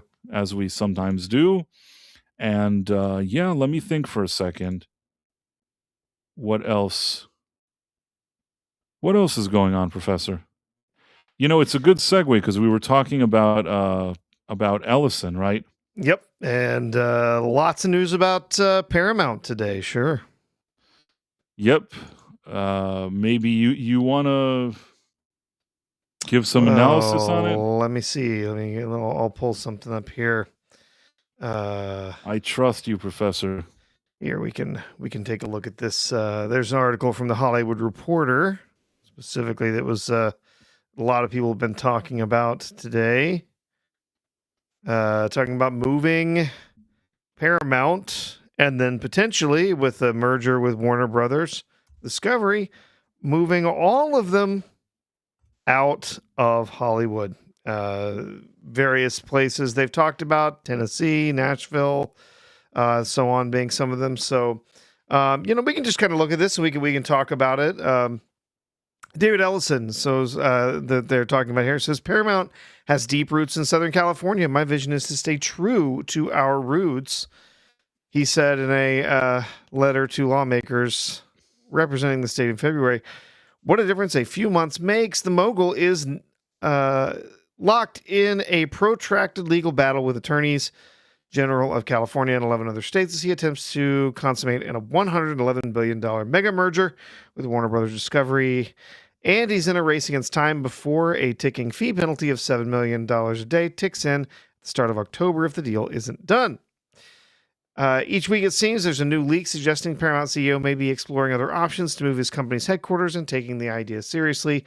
On Monday, it was Puck that kicked off another cycle when reporting that Ellison told staffers in a senior leadership meeting he plans to move the company headquarters out of the state if the antitrust suit isn't settled by October 1, when that penalty fee begins. This leak underscores that urgent timetable and could be seen as both a negotiating tactic and a real consideration to pull up anchor for new shores. So, as the Hollywood Reporter reported in July, Tennessee has been given as one of the states courting Paramount. Now add Texas, Georgia, or another state to the list. The insinuation is that even if the merger eventually goes through, the two historic Hollywood studios could theoretically be moving out of their historic homes. Why, I why mean, would why would companies consider this price? I mean, I think there's a host of reasons. uh, I'll first of all, I like Whalen 3. Price high as fucks. You passed this subject off quick. No, I felt that I was already talking and so invested with my emotions in that shitty Anthony Bourdain movie that I felt like I felt like Professor would be able to kind of focus us back on this story. I'm not high as fuck, just to point out here. I'm not high at all. But uh I personally think that he's in his 100% correct here. Basically, why would you want to stay in a place that are just a bunch of jerks and assholes that are not doing this because they really care about people's jobs or anything? At the end of the day, and there's no other way to look at it. Warner Brothers has like a ton of debt. It has a ton of debt. It's not a company that it's doing well. The whole reason this kind of merger and all this stuff happened is because a lot of stupid decisions were made at Warner Brothers for many years. They drowned in an insane amount of debt.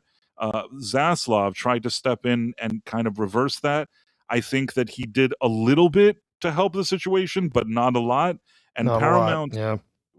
not enough, basically. Mhm. And Paramount, tried to come in here, and whether you like them or not, whether you like, obviously nobody loves that these studios are consolidating, but at the same time, if you think at the alternative and all the jobs that could get lost if you don't do it, the right thing to do is sometimes to consolidate these things because it's better than a bunch of people losing their jobs. Now some could say there'll be redundancy, some people will lose job, it's not good, it's not good for this. Nobody said that it was the best thing that ever happened. But when these kind of things happen, the idea isn't, is it the best thing that ever happened? The idea is this better than the alternative? And I think that generally speaking, with the situation that Warner Brothers is in, it is probably better than the alternative. Uh, at the end of the day, though, this guy, this Banta, what's his name? Banta? Who's the guy Uh, in LA, the AG? I don't know why I call him Banta. oh, I forgot his name. Hold on. Banta. He sounds like a character that would be like in a George Lucas cantina. Banta. Is his name Banta? You have to tell me what this fucking guy's name Uh, is, Professor. Banta. I'm going with Banta. Vex is still yeah, here. it's Bonta. Yeah, Attorney General Banta. Rob Bonta. Yeah. Banta fodder. Like It, Banta it sounded right, but then you were making fun of it, and I'm like, well, maybe that is wrong.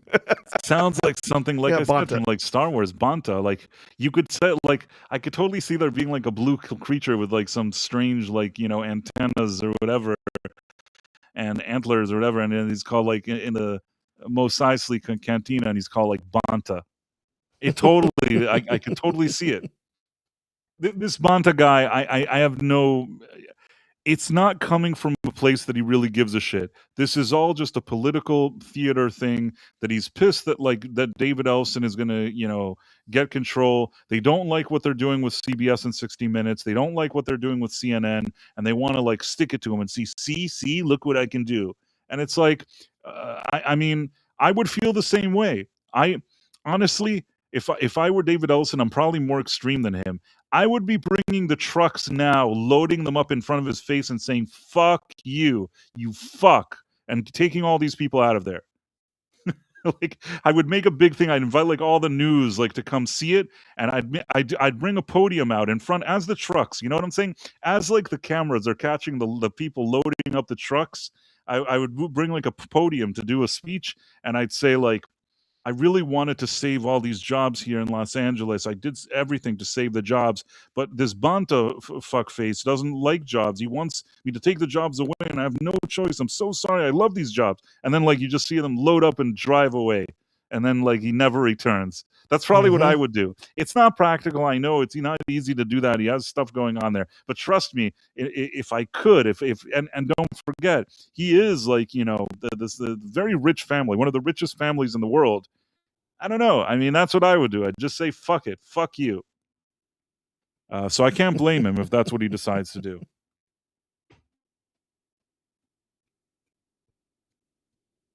Yep. It's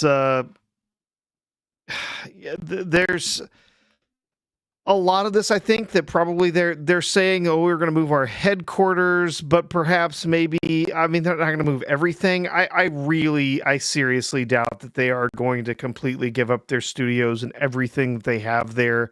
But saying, yeah, we're going to move most of our stuff. We're going to move out. We're most of our staff, our executives, our people, but all of that stuff. We're going to move somewhere that's going to be more, you know, uh, you know, positive.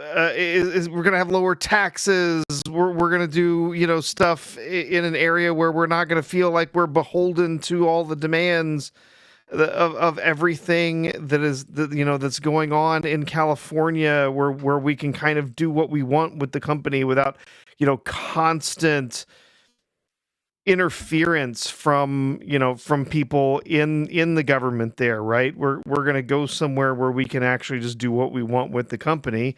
And again, the taxes are going to be a big part of that. They're going to say, no, all of we make all of our money over here, not in California.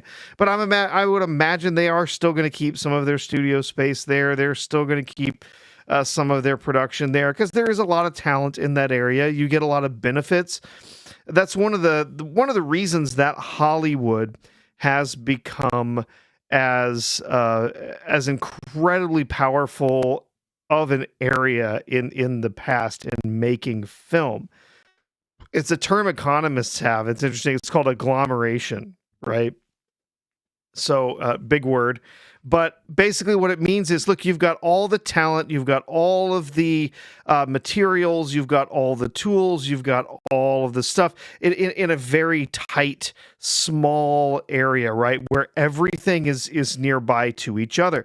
This is why something like, say, in the past, like Detroit was Motor City.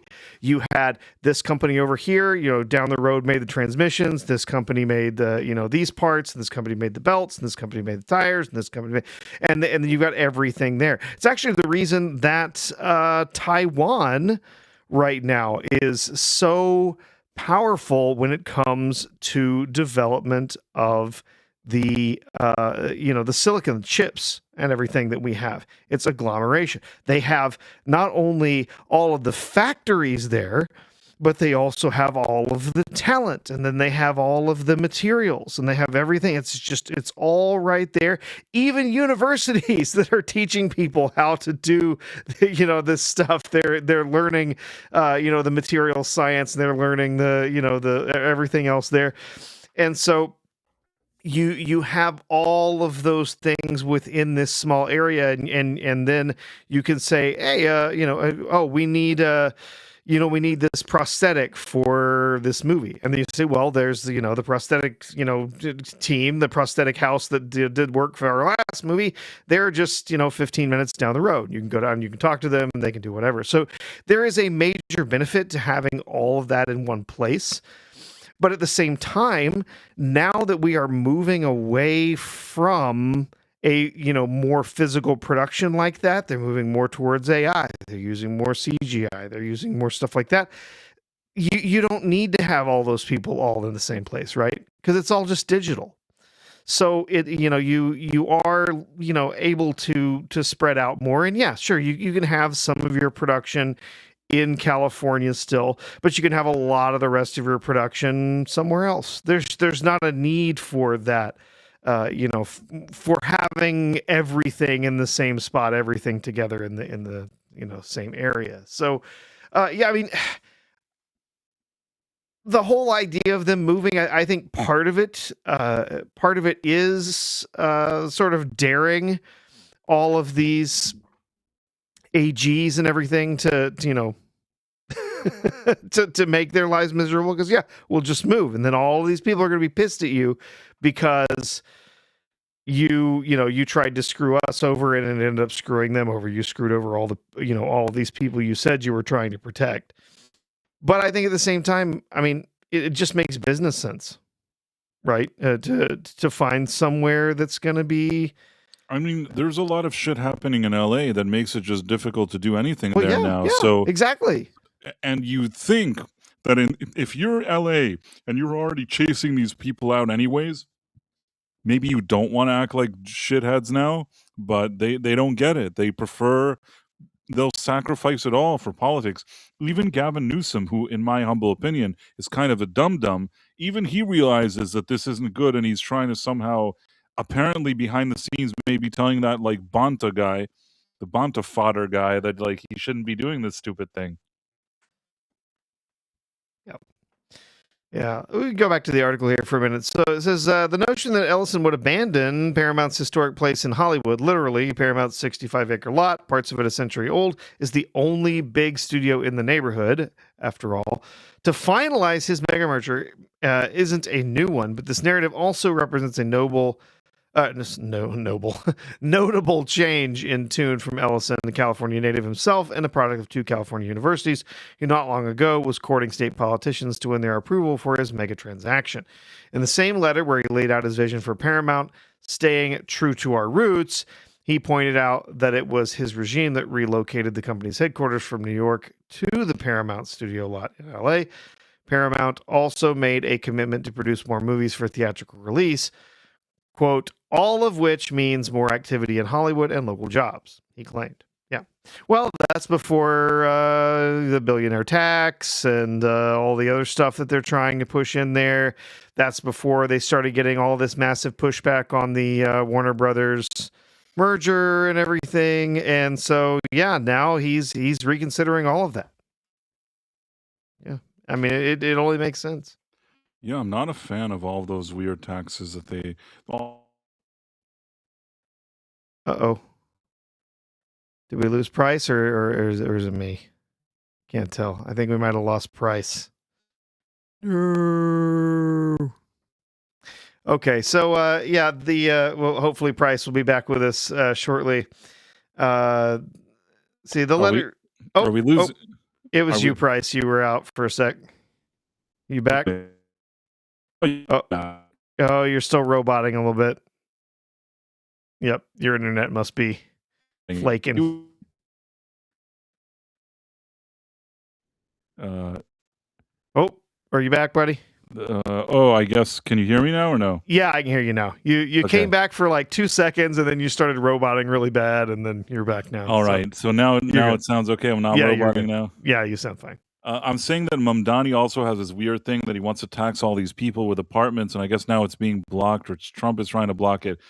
It's such a shitty thing, because if you own property in New York and you're paying property taxes on it, which are very high, that should probably be enough. You know what I mean? Like that money itself is already going to go to your city, and you're already making good use of it in a way that he's like, well, they're not even here. Well, that's the best. You're getting the property taxes, so they're paying that, and they're not there, so they're not using your services. It's not like they're taking anything from you. So they have the property there, and they're paying taxes on it. No, I have to take more money from the rich people. It's like, I don't get it. I don't know. None of this sounds logical to me. It's just, I don't like whatever this. It feels like it's against what this country's foundation is. You don't, you know, you don't go and like antagonize people because they made money and you're angry at them. You know what I'm saying? Yeah, exactly. You've got like you were saying, the pied-à-terre tax.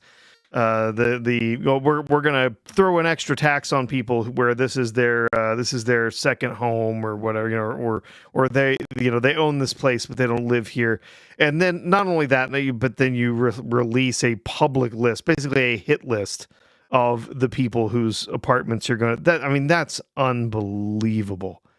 And it's hilarious too, because they're progressives, people that had these, second homes, whatever, that don't count as their primary residence.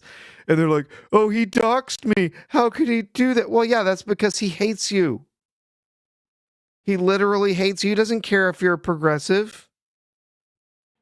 Yeah. It's the, he's going to shame you in any way that he can, and then he's gonna take his money. So yeah, it's ridiculous. But yeah, right now a judge has blocked that pied-à-terre tax.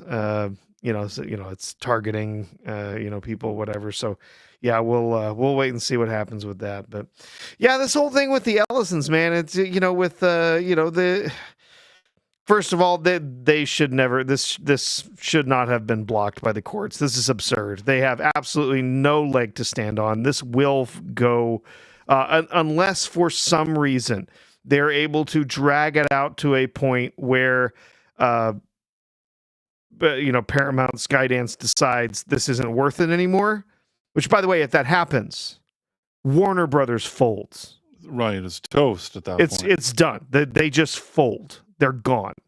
And so then all of those jobs, all of those films, all that just gets sold off piecemeal to the highest bidder.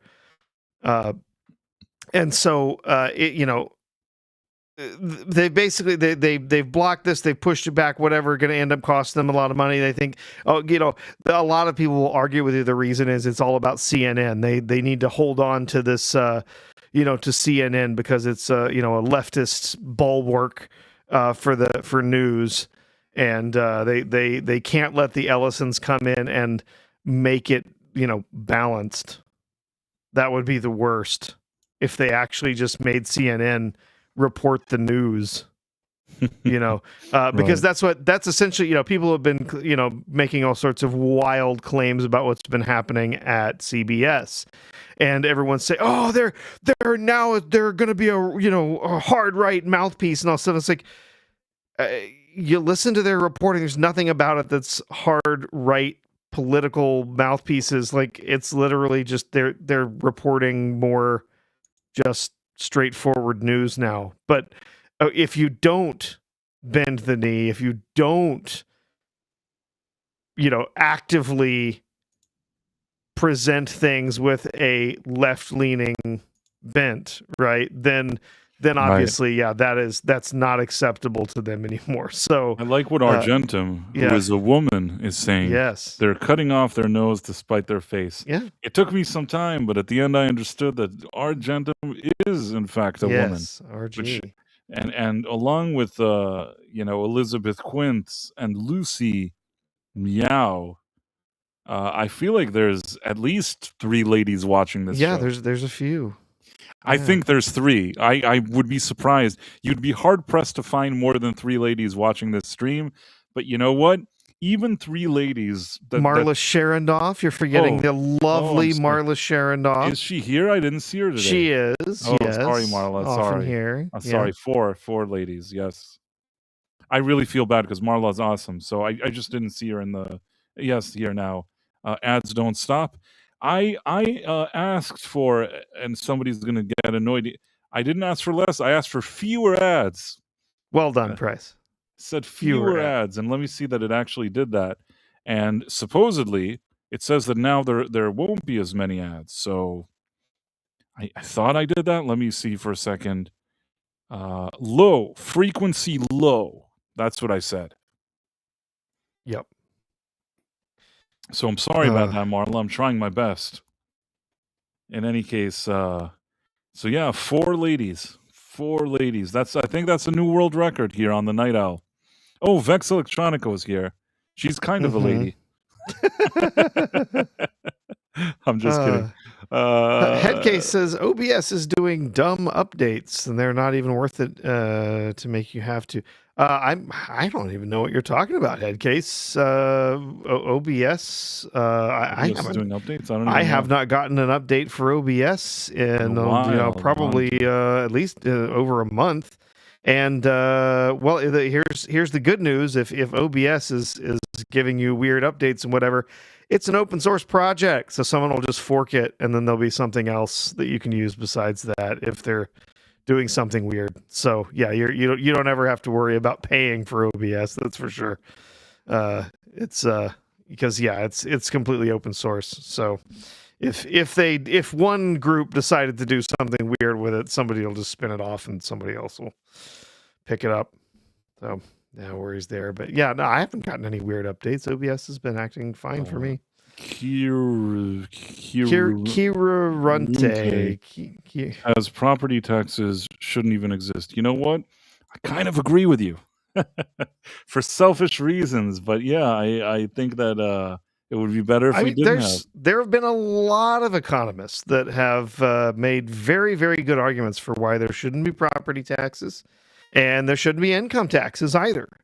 That if you want a really fair tax, it should be a consumption tax.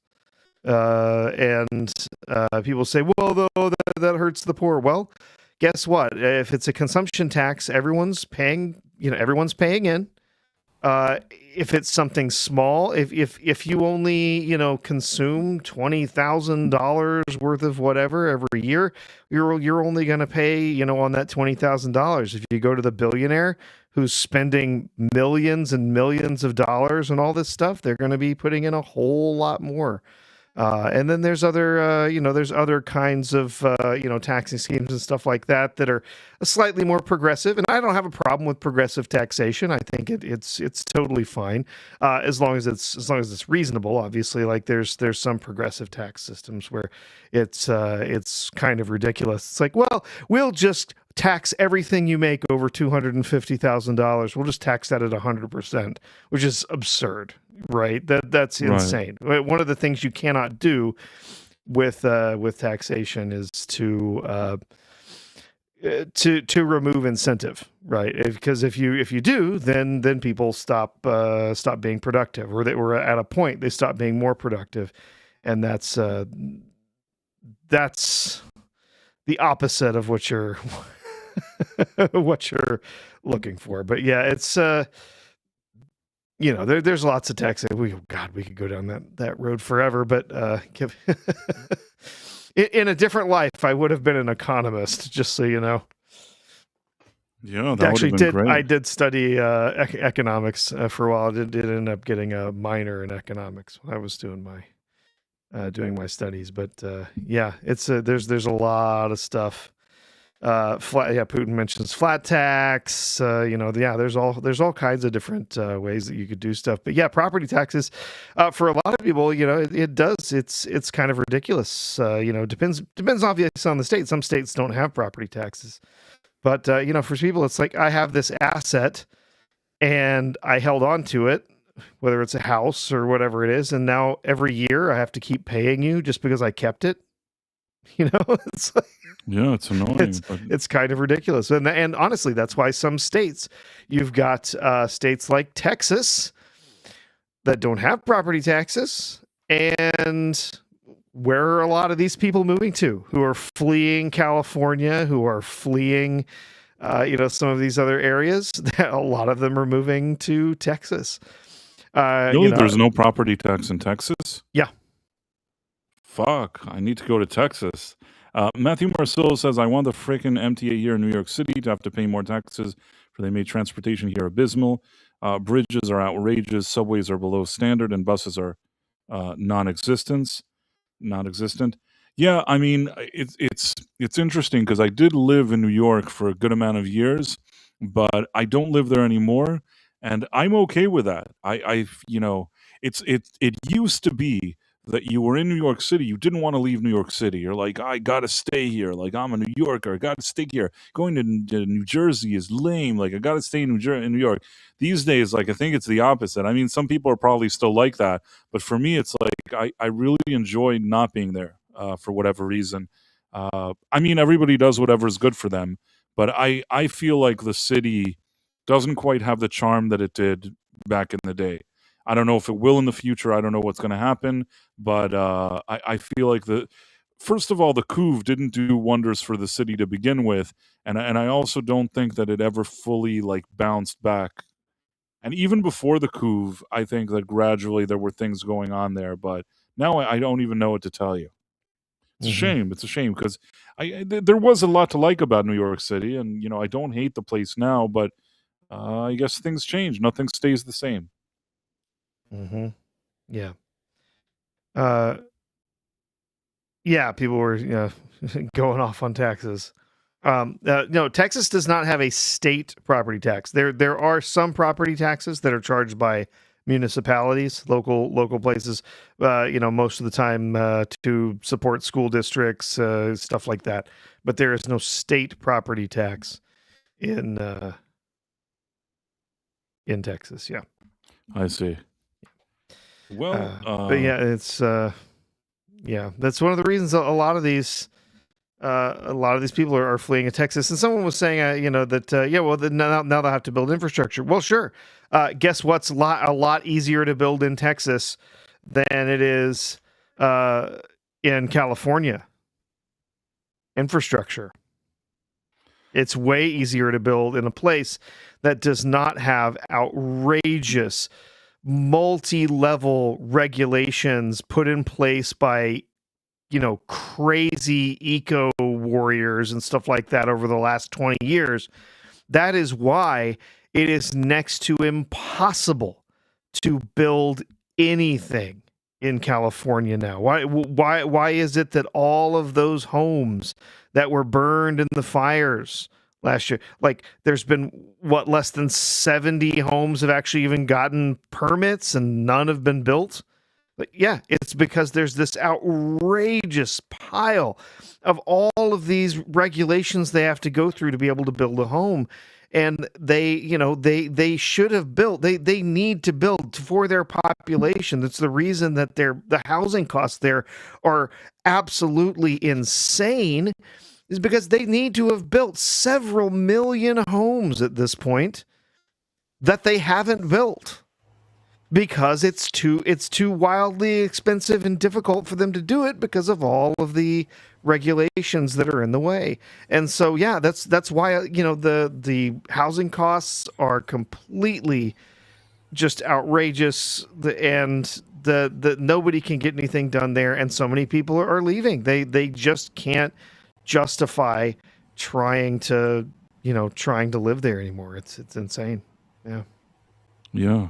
What's up, Mr. Phobos? Hey, how's it going, guys? Yeah, they've only rebuilt 4 houses from all of the thousands of homes that burned up over 2 years ago in the fire. They've only rebuilt 4 of them. Yeah. People can't. They simply can't get through all of the layers of regulation that have been put in place. The bureaucracy. Yeah, they can't get anything done. Yeah, and the cost of just laying a foundation. You need to have 30 cement-filled caissons going down like 40 feet. They used to just put them up on telephone poles. The piers are on telephone poles. They're still standing. But now it's like 3-4 million just to lay a foundation.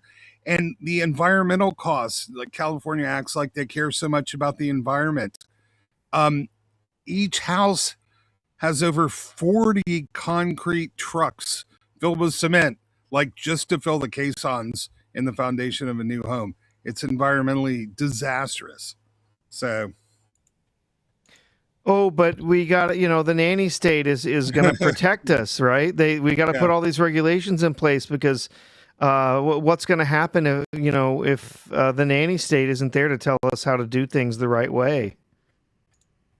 So Price, I want to ask you, go to Olivia Wilde's IMDb page and read what it says about her. It's just, oh my God, like, gee, I wonder who wrote this. Or I could just read it out, but I think it's funny. Let me do. We have a super chat, so I missed, and I want to be able to read this. So hold on. Did I miss a super chat? Sorry about that. No, it's okay. It's my bad. Let me try to share this now. I wish the studio was better about showing us the YouTube super chats. It's frustrating. Yeah, I love the studio. It does great. In any case, in any case, the real head case says, "You also deserve a piece of my Adidas shoe habit." I don't quite understand, but the real head case is a friend of the channel, so I'm happy that he sent this $4.99. What do you mean? He buys shoes, but he wants to give you a cut, so he just sent you some money. Yeah, I see. It's from his shoe fund. He clearly has a problem with Adidas. Okay, I got it. Well, thank you very much, the real head case. It's very kind of you. We do appreciate it.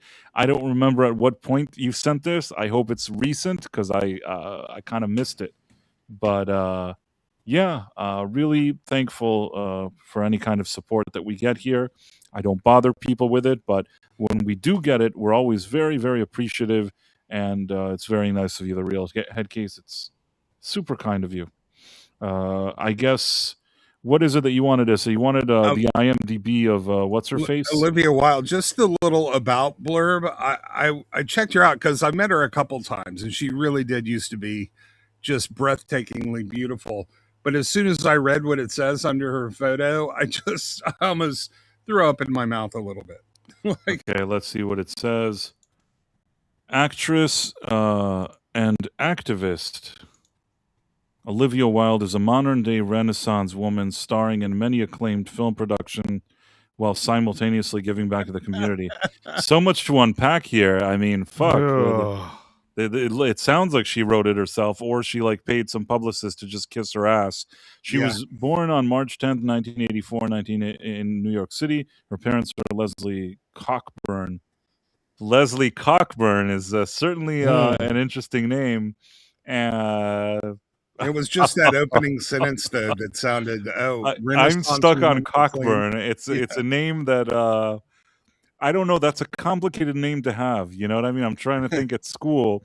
If your name is Cockburn, you're going to get made fun of. This is very, very difficult. So Olivia used to walk around and said, "I am Olivia Cockburn." That is quite interesting. I'm sure she caused a few of them in her day.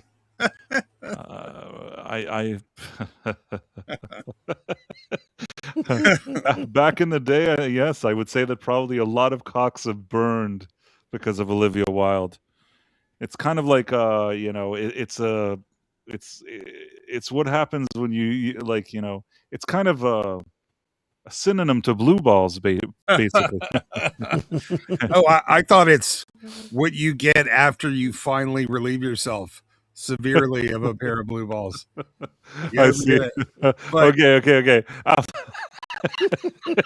So I said she caused a few of those. Right, I'm with you. It's fine. You have blue balls, and then once you finally take care of the problem, then you have a Cockburn, which was her name, Olivia Cockburn. This is a very mature program. When you're watching the Night Owl, you have the most mature people talking about things in a very mature way. It's actually a Scottish name. It means river where the roosters gather. A lot of roosters gather for sure. So a lot of cocks. A lot of cocks surrounding that. Cocks gathered together and burned for sure. Her mother is American-born, and her father was born in London. Can you see this? Mm-hmm.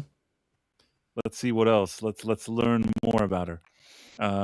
England to an upper-class British family. He also later became a citizen of Ireland. Wilde is the middle child, having an older sister, Chloe Cockburn.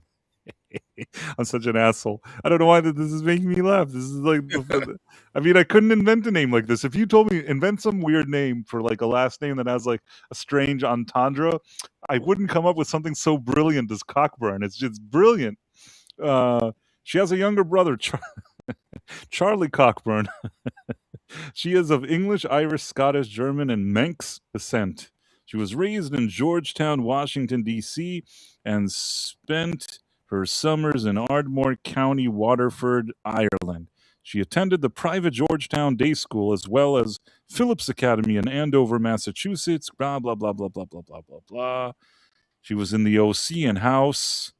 Yeah, I remember in House she looked nice. Yeah. Nothing but privilege and, Nepo stuff from her background too. But I will say she wasn't she was even good on House. She's not a bad actress, and she's absolutely gorgeous. So, but she's just gorgeous there. Unhinged crazy. First of all, we have another thing here that I want to highlight, and this is super important. Allegedly. Allegedly. What happened allegedly? That she's batshit crazy.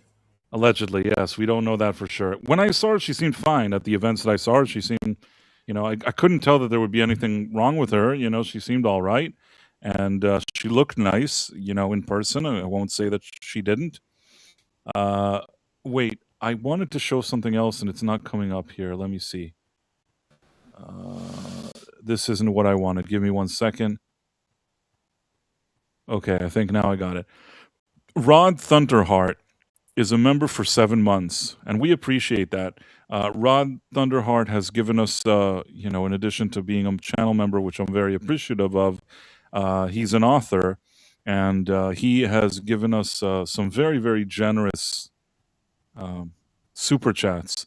Probably Indeed. amongst the most generous super chats we've ever gotten are probably from him, and those kind of things go a long way, and we're very appreciative, and we're always appreciative of seeing him here, and him being a member is also very nice. So cheers. I never I'm, know how this. I I'm never. posting the link to his book. Oh yeah, okay. That's a good idea. Good work, Esta. What I was gonna say is, I don't know if when this comes up, does this mean he's watching now, or it's just letting me know that he's been here for 7 months? Oh, rain or You shine? have to trigger that. Yeah, you Yeah. have to send it. Oh, okay. So just awesome. Because I didn't see like a comment in the chat, so maybe he's kind of Well, if with your leapers level, you don't actually get to make a comment with your. Yeah, you just trigger it. Yeah. Like a professor there. okay. I see. Not sure what I could do to change that. Oh, R2. No. It's just if it's that lowest level, there's no chat that goes with it. You're celebrating 22 months, Professor. Apparently. What do you do? Let me see. Okay, I'll share this one instead. And then we can see it, and you have 22 months. Rod Thunderheart has... Rod Thunderheart has probably been the biggest funder. There were a few times that he came and gave very, very generous super chats. It was extremely nice of him. So yeah, but they were Canadian. It's not his fault. Yeah. I certainly appreciated it. That's all I can say. And if he himself, Hey, they're better than pesos, okay? Better than pesos, and than Italian lira. I'm grateful that you're also. Price doesn't allow the leapers to speak. I don't. What could I do differently? Is there something else I could do? You would have to charge more for it. Yeah, if it's just the 99-cent ones, it doesn't allow a chat to go with it. Oh, only if I charge more money, and then what would happen? You'd get a $2 super chat every month. Ah, I see. Yeah. Well, that's good to know. I didn't know all the ins and outs. I mean, I've always tried to keep this thing. Maybe I'll add another level if this is good. Maybe at some point, I sometimes think that I can add another level. But I wanted people to enjoy being members here, and I didn't want to charge an insane amount. Yeah. Truth be told, from 99 cents, I myself don't get left with a ton of that. But if people are happy and they enjoy being, a member of the community, then I'm, really excited about that. So, well, yeah, I have to say I appreciate that, because if you watch a lot of YouTubers, those $5 add up pretty quick. Oh yeah. I like that there's a lot of channels that offer either the 99-cent or the $1.99 memberships, because then I can spread it around a little to a lot of different people that I can support. Because there's a few channels that's like I go to support them and I'm like, oh, the lowest one that they will allow me is $5. $5. I'm not really sure. Appreciate. Yeah, you can always add higher levels, but it gives people a chance to show their support who don't have a lot of money. You get the cool green name. Yeah, I think it's nice to have that. If they want a super chat, they know how to do it. So, yeah, maybe I'll consider adding another level at some point. I sometimes toy with the idea, but if I offered another level, I would also want to be able to offer people something that makes it spectacular, that they paid more, and like. All I can offer them is that I can continue to be the same douche that I am now again. And I feel like members streams, Price. We need special member stream, members only streams. The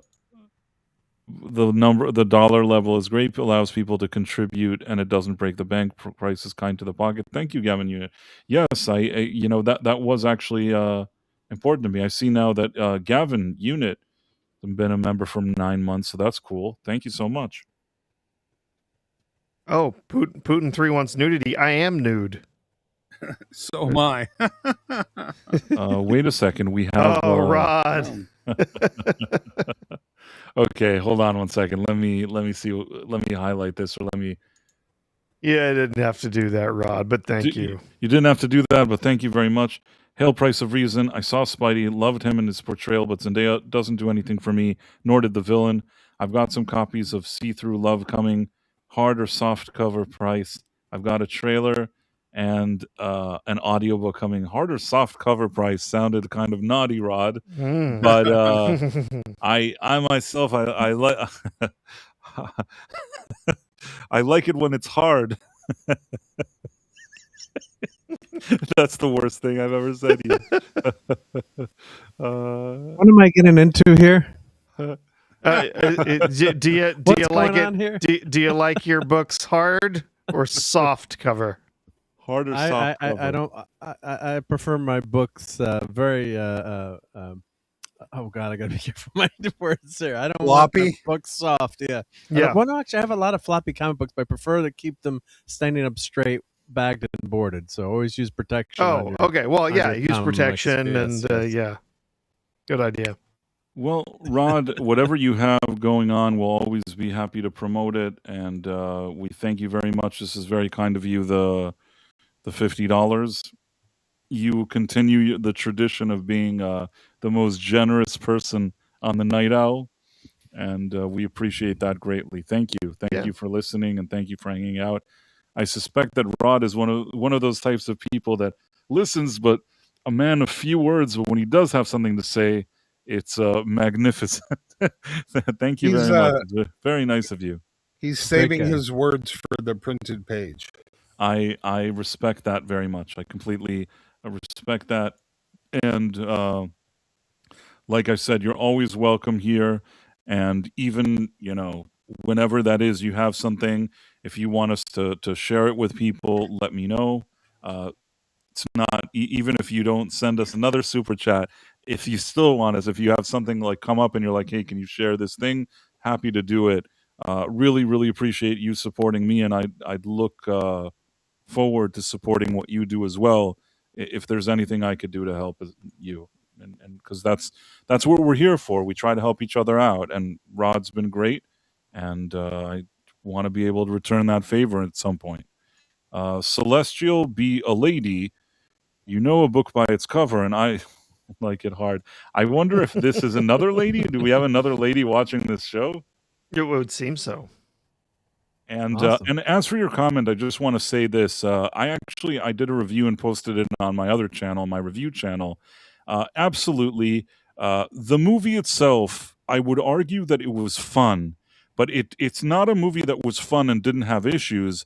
There was a way to enjoy it, but there's also a lot, like, issues that are not ones that you can ignore. I would have done this movie differently. I probably would have not wanted Zendaya and Ned to be in the movie. Nothing personal against him. I just feel like the whole point of the previous movie is that he disconnected from those characters. So not seeing them would have been great for me. I also didn't like that he wasn't working. It was nice. Like, I think that him working at the Bugle and all that stuff would be great. I don't know why they cut that out. Instead, we don't even know how he makes money or what he does.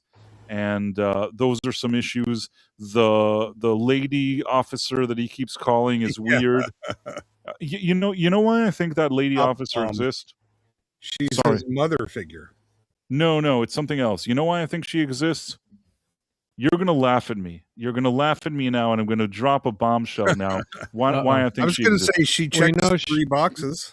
We know she's a race swap character from the comics, who's actually dead right now. Race and In age the swapped. Yeah. So Right. she was actually she was in love with Spidey back in the day. The secret, no one knew that she was in love after she passed. Spoiler alert for a comic that was published 20 plus years ago, written by Peter David. So the death of Jean DeWolf. I think Spectacular Spider-Man 100 to 106 or something in that range thereabouts. Yes. You don't think they're setting up sort of like a MILF angle for the next Spidey-Man movie? No. No, but DeWolf is a very odd name for a half black, half Latino. We get kind of It's Sounds funny. Italian. It's funny you should mention MILFs because we just spoke about them No, recently no, on I- this show. Go for the year, even. Price MILF is of a the year. pilf, though. What am I, a pilf? A pilf. Remember we said that Yes, last week? yes. In any case, that was quite the stream where we talked about MILF of the year, whatever that year was. So Yeah. basically, I can tell you why the police officer lady exists. This is my thoughts. You're all gonna probably think I'm crazy, but this is what I think. First of all, didn't it seem like it was reshoots, the officer lady? Oh yeah, because she's always on the phone. They're never Added in person. afterwards, yeah. Absolutely. Now, why would they add that? And I'll tell you why. This is the only thing I can think of. The guy that is from Severance is a black guy. Mhm. And he turns out, sorry, spoiler at this point, to be a bad guy. He's working for the government. Seemingly everything is great. He has a strange ice cream truck Yeah. where they pick up people and disappear. And he works for some, organization, and he's basically the bad guy. Now, I have a feeling, and I hate to say it because it's like it seems so petty and stupid, that maybe some executive sat there and says, we need a balance here. Because what happens is that people will watch this movie and think that maybe, there's something negative we're saying about black people. We have to fix that. We have to make something where there's, to show that we love diversity. So somebody said, why don't we take a character that's supposed to be young and hot and whatever and just make her some old lady and make her diverse and bring some kids along.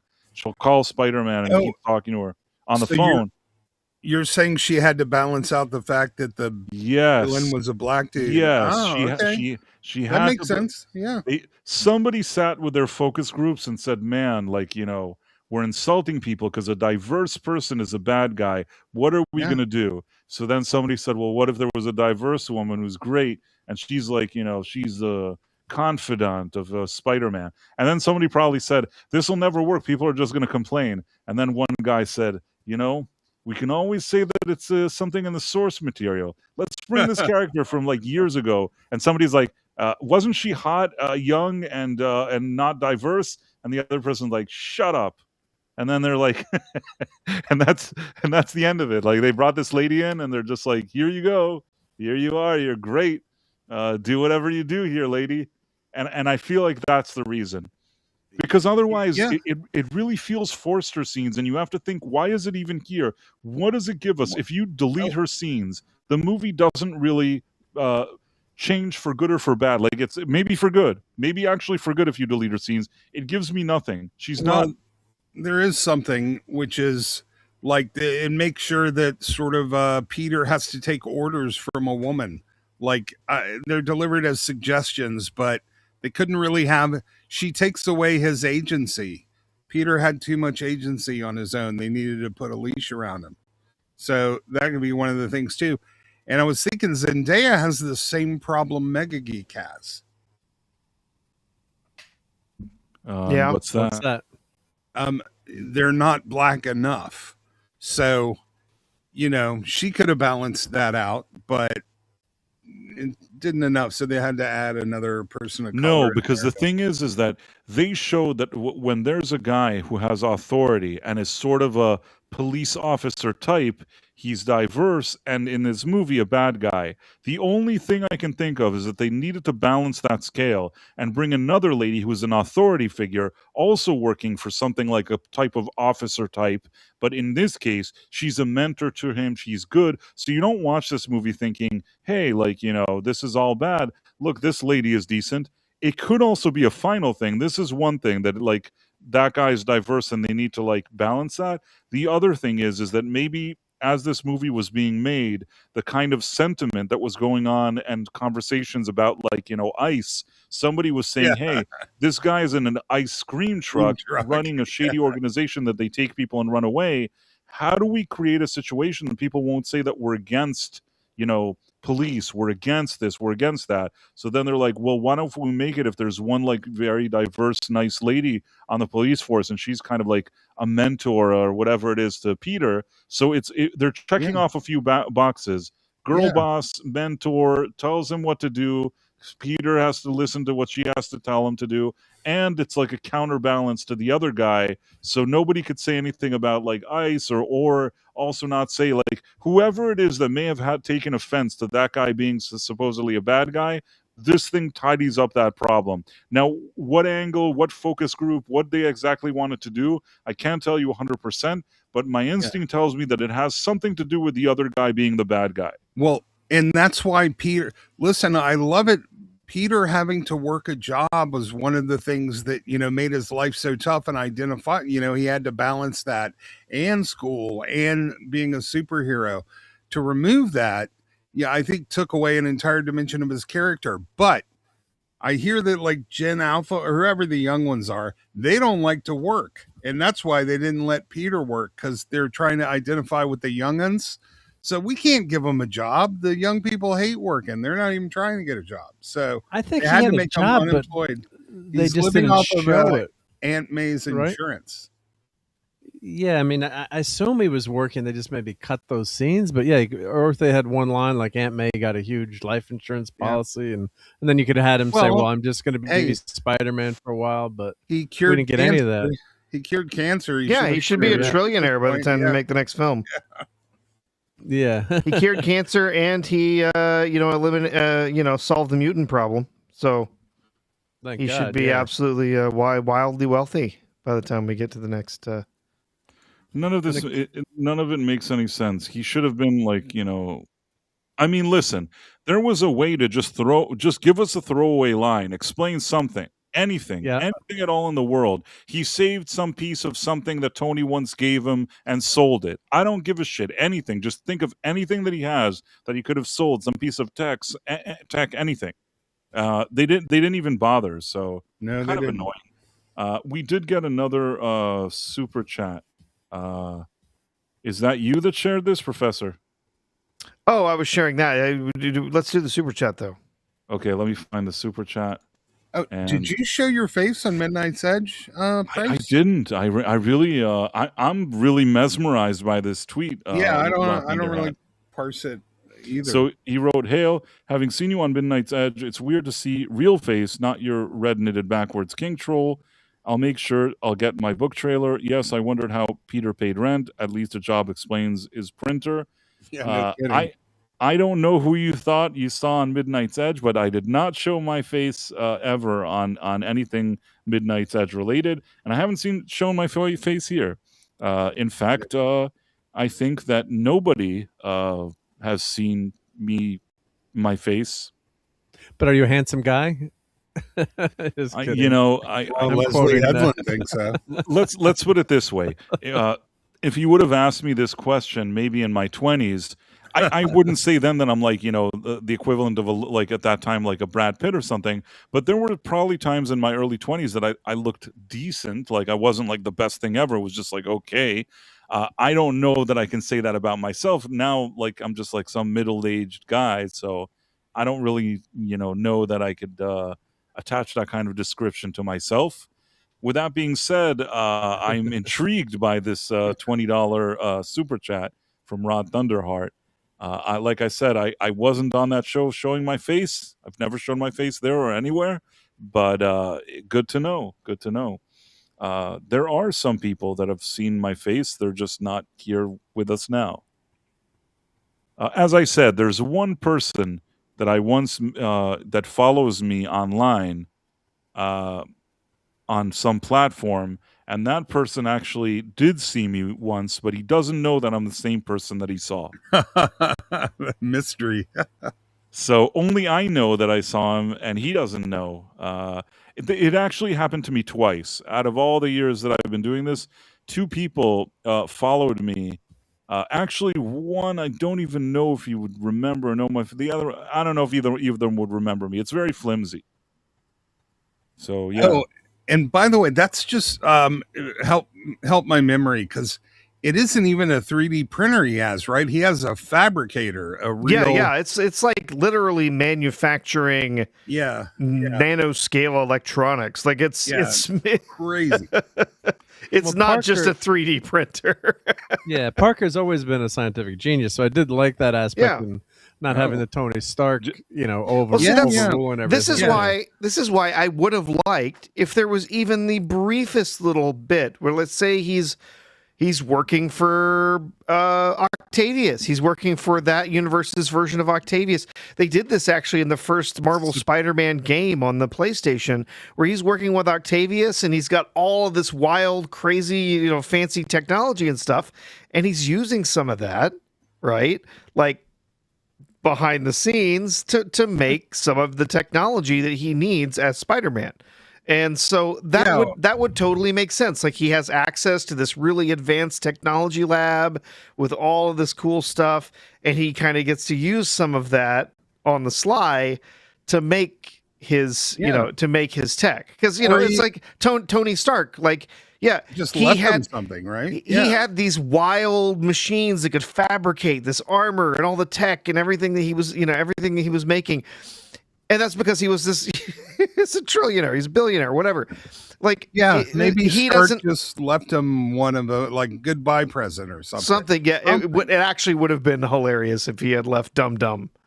If he were using Dum Dum, that would have been quite funny and a great callback. But no, that's not in there. Yeah, Superior Spider-Man, written by Dan Slott, who blocks everyone. Octavius takes over Peter Parker's body. It's a crazy story. So if you guys, but he's got the Parker Foundation, so he becomes almost like a uber wealthy Tony Stark type character in that comic. And of course, he's got to lose everything because it's the Parker luck.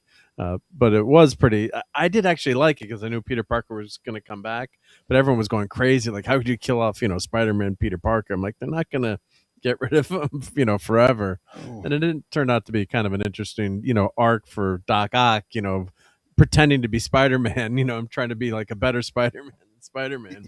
But Peter does have all those elements in the comics. He does have the potential. So I did like that aspect of the story, but they didn't explain how he got any of the money to do that, or like Tony Stark left him $1 billion or something. I guess I don't know, but no one knew that I guess, would the spell revoke everything? Like, that was this thing that hasn't been decided. Like, does Peter Parker exist, or no one knows that Peter Parker is Spider-Man? Nobody knows who he is, but Doctor Strange, that's the part of the problem is that's not well explained. Yeah, because they say a couple of different conflicting things that, well, no one's going to remember that you're Spider-Man. Well, they say that, but then there's going to be another part where he says no one, like Peter Parker will not exist. It will be as though you were never born. So they say that too. So it's like, okay, so which is it? Is he completely erased for like his identity does not exist in the universe? Yeah, no. Or is it just that people just don't really remember who he is? They don't remember their connection to him.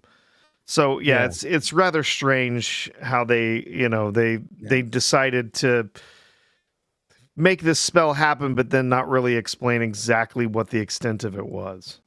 Yeah, that's part of the sloppy writing of No Way Home, and by not working at the Bugle, we're denied one of the greatest characters in all of Spider-Man, which is J. Jonah Jameson. So. That is unfortunate. But I honestly thought, he used to have a job because he was relatable, and now the way to make him relatable is to not have him work. Just to not have a job. Yeah. Well, you wouldn't want to work in socialist New York. Just get freebies from everyone. Yeah. Why should I have to work? Yep. Yeah, I always felt like, he could still, with spider powers, he could still ethically make money. It wouldn't really harm his character. He could, at the very least, he could sell some really crazy limited edition prints of Spider-Man. He could make a lot of money doing that, Should become a professional wrestler. Oh, wait, been there, done that. That didn't work. Yeah.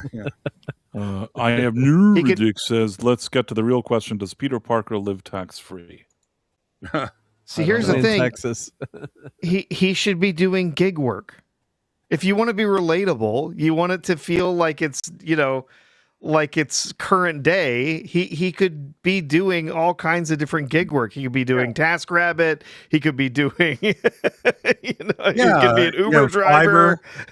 Yeah. Yeah, like Putting up Christmas ornaments. No, no, you go. yeah. Do Spider-Man you can have really get a Yeah. pie in those trees. Yep. do you have something stuck in a tall building? I can get it to you on fiber. Like, Window washer doesn't need OSHA approval. yeah. Enemy says, why is Price not married? Either he's super handsome and playing in the field or not into the ladies at all. Or a third option, I'm just a middle-aged dude and, I'm neither of these options.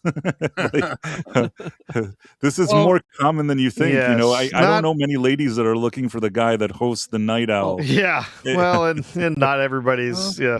Jennifer Grey seemed to be touching you. He's the only person that was ever nice to me, I guess. Jennifer Grey. And that was at a women's rally. She probably thought I was an ally.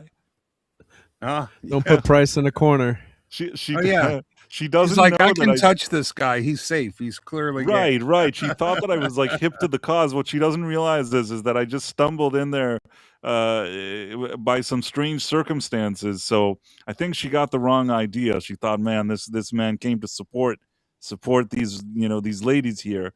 So interesting though. It's a very educational experience, that's for sure. Yeah, and what's funny? This is the craziest thing. I kid you not that when I was at this thing, at some point I saw like right next to me. I was like thinking to myself, "This is so funny that I'm here," and I kind of lifted my head, and you know who was standing next to me? Christopher Nolan. I kid you not. You know who was standing next to me? A jealous Leslie Headland. James Franco. Oh. And I feel Did like he want to James, give you acting lessons on intimacy? James Franco was probably thinking, how do I recruit these ladies for my acting course? We were both there under false pretenses. You know what I mean? And actually, his were more sinister. I didn't think anything at all. I feel like James Franco. What possible reason does he have to go to like a woman's march? Yeah, Well, he really appreciates the woman's movement. Couldn't care less about those ladies. That's funny. But it just shows. It shows that the whole thing is like a racket. You know what I mean? Yeah. Oh, yeah. I think we got another advertisement generosity from Rod here. Oh, wow. Okay. Put I the have book to do link this. again. Let me see for a second. How do I do this? Okay, I think I can. First of all, you're awesome, man. Thank you, Rod. It's the best. And I am posting the link to buy the book in the chat. So Do it. I am doing this now. Okay. I'm trying to highlight this screenshot and share this tab instead. Okay, so let's see what it says here. We have okay, that was the previous one with seeing my face on Midnight's Edge. Like I said, I think I was never there with my face, but I appreciate that you thought you saw my face there. Then we have another $10, which says, "Hail Mark D with a C. I'll try harder to catch your streams.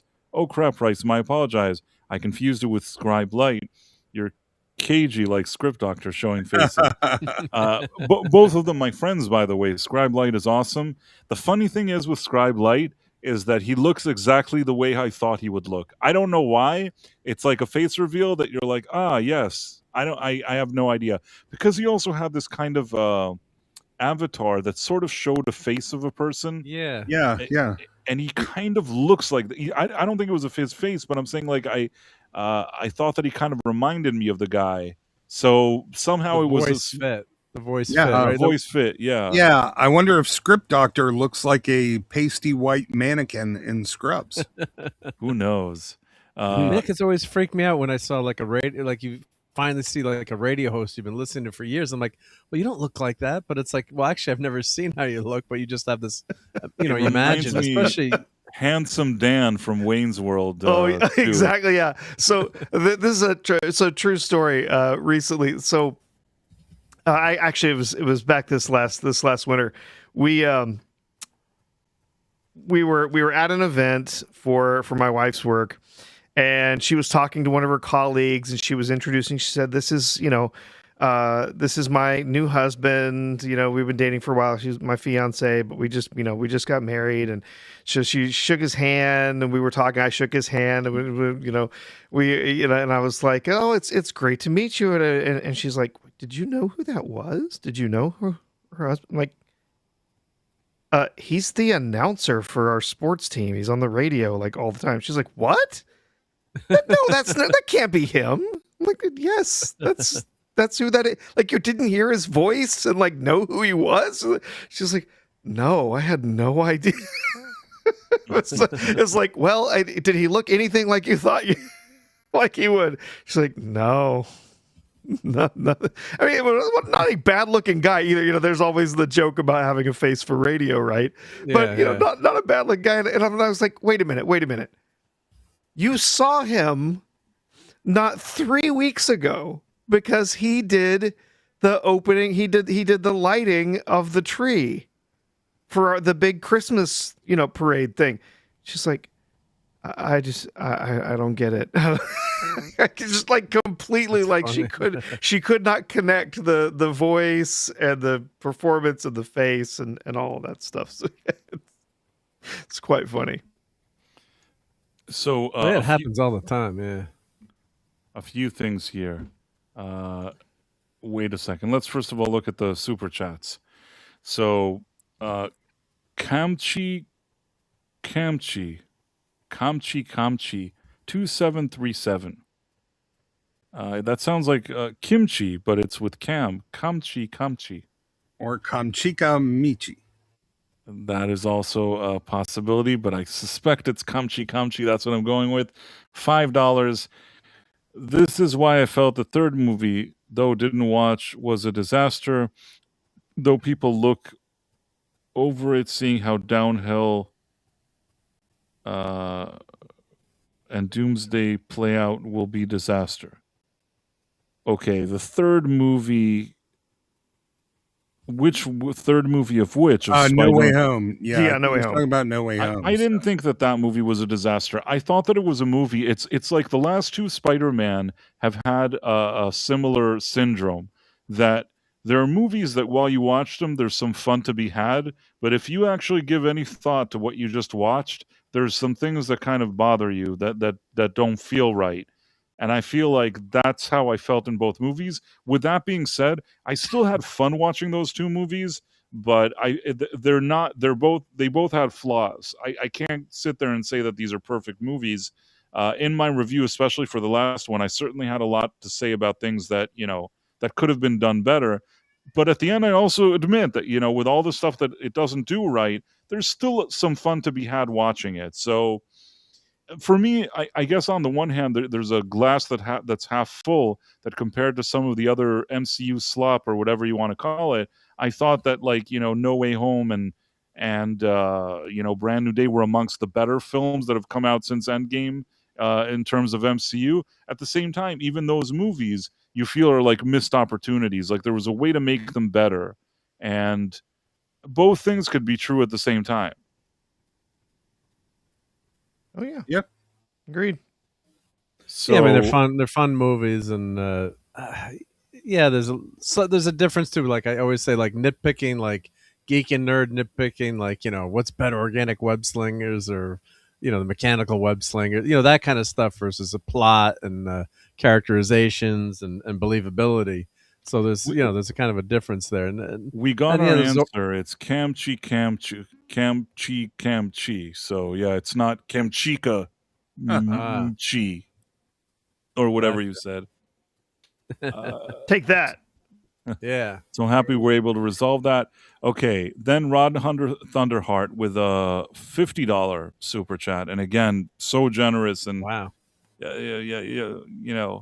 I don't know what to say, Rod. This is really, kind. It would be an understatement. This is beyond kind. This is very, very generous and appreciated. See through love plug. A Spanish teacher can become invisible when angry, but when aroused, it happens uncontrollably. Is shocked to discover new gym teacher is blind, but can see his. But she can see her. Okay. Okay, so the gym teacher blind but can see her. The Fryson Press, a romance, martial arts, sci-fi, comedy, drama, and spy thriller. Fantastic. Ista, you put this link in the, Yeah, I'll do it again. And you did it both in YouTube and in Rumble. You put it everywhere. Who are you talking to, man? Of course I did. I know my job. I know what time it is. Of course. I apologize. In fact, I'm so good. I do it simultaneously. Wow. One hand. Okay, hold on 1 second. Mices. There is more. There is more to talk about here because there's more super chats. Let me just quickly share this thing here. Okay, so in addition to Rod Thunderheart's very generous $50 with See Through Love, his book, which you should definitely get and check out. Rod Thunderheart says, funny price. I thought that too about Scribe. Yeah, he looked exactly like that photo for $2. I agree with you 100%. And thank you again for the $2. It's so generous. I mean, on one hand, I could say you don't have to do that, but on the other hand, it is very, very much appreciated. So it's not like I regret that you gave me these gifts, but at the same time, I also really appreciate it. And absolutely, you've gone above and beyond. Then we have Kamchi 2737 with $5. I may not be famous writer, but I can make a better Marvel stories writing, starting with Spider-Man, then into Fantastic Four, Avengers, Endgame, Samurai Outrider. Wait, what?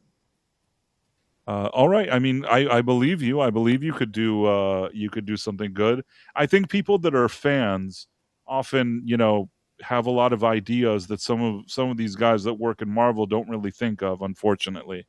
I mean, in Spider-Man, maybe there were some people that did actually like the comics, but we've seen enough things in recent years that somebody's like, I didn't even read the comic. Screw that. And it's like, if you don't like the comic and you didn't read it, you probably shouldn't be making this movie. We've had stuff like that. Then we have Rod Thunderheart. Let me see if I can make this smaller so we can see it. And Yelena's Russian accent needs a lot of work. Quite honestly, that's probably one of the biggest things that I don't like about that character is that annoying, whatever's supposed to be like a Russian accent. I think that wisely when it came to Scarlett Johansson, they kind of explained that she learned English so well that you wouldn't know she was Russian. And you know what? I accept that explanation. I don't mind it. And I would have been fine if they would have explained some similar thing with Yelena and just let her talk normally. The Russian accent kind of annoys me. Yeah, and if she's a widow, she should have a perfect American accent so she can blend in and be and she should be hotter. She should be hotter and speak English properly. Yeah, look, I know some people think that she's good looking, but she's very pretty, but she's not. She's not like a Scarlett Johansson. No, she's voluptuous. She's just kind of cute or there. She's a little bit dumpy. She definitely is. Let's just. I see bingo wings in her future. Let's put it that way. We used to say in college, pushing maximum density. You can tell she's just gonna kind of plump up at any moment. She's very doughy. You can tell. I can't cast any aspersions in that direction, unfortunately. Listen, that's man. why I'm laughing. You're right, but I'm just laughing because I'm man. Robert Downey Jr., Chris Evans, all the Chris's, they're going to the gym for a year ahead of time to get ready for this. They're taking chemicals, maybe not safe. This woman didn't even think about going to the gym once. You can tell. I saw Oppenheimer. There's no gym in her past or future. No, I don't think she went to the gym, and I think that. Listen, I've said before, and that's in response to Eminem's question. I'm just your average Joe, okay? If I sit at a bar and like Florence Pugh walks in and she's like, "Hey, what's up? Like, you're awesome. Let's go back to your place." I mean, I'm me. Like, it's fine in that setting, but I'm just saying that she's not something spectacular. You know what I mean? I don't think that she's like stunning. And it's weird because I have some people that are really like, friends of mine in a few group chats, and they're like, "Oh, look how great she looks." I'm like, and like a few of them are like, "I prefer her over Scarlett." I'm like, no You are fucking way. smoking crack. No That fucking is- way. And I said, I think that you guys like need to be like, checked into Yes. some kind of insane asylum if you think that that's what's Yeah, going on. yeah. The And- Germans call it Zoftig. She is, I think what did somebody say in the chat? Plump, stocky. Yes, she Well, is. some people like their ladies she's- that way, she's- though. So Yeah, but I don't think the Red Room. Listen, she's supposed to be able to seduce anyone on the planet, male or female. I don't really see that happening. Like, also, remember when Scarlett Johansson was complaining that people were, appreciated her because of her looks, or she said, yeah. it was Oh, that's horrible. true. Well, that's yeah, like the you're one of thing, the most gorgeous women on the planet, according to some people, and you're a talented actress too, right? You got the combo.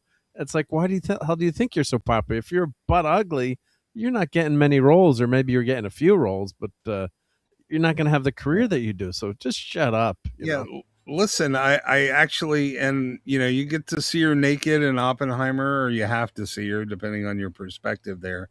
I think Meatloaf Florence had better Pugh, boobs than Fight Plug. Yeah, someone on one of my tweets, well, it was Lisa, who we play Fortnite with, and she's like, her boobs are disgusting. I'm like, Yeah. I think Meatloaf I'm like, Lisa, this coming from a woman. Of course, Yeah. the other story I always love to tell. We're watching Dangerous Liaison, and with my mom and like some of my, we're doing, high school or college, like still in school, and we're watching it because my dad spoke French. Like, oh, let's watch a French movie, and Uma Thurman is, John Malkovich is teaching Uma Thurman's the ways of, how to make love, and Uma Thurman undresses, and my mom's sitting on the couch with all of us, and she's like, she's got wonderful breasts. She's so beautiful. Like one of my friends, like, Mrs. Ducre, that's our line, Like, So we always tell that story. Yeah, we love it. Never meet Uma Thurman. Should I tell her that story? My mom thinks you have wonderful breasts. Head case, you need to check out Scarlett Johansson from the movie The Island. Like RT says ScarJo is on a downhill slope from peak. Well, she's 40, man. Of course, we all are.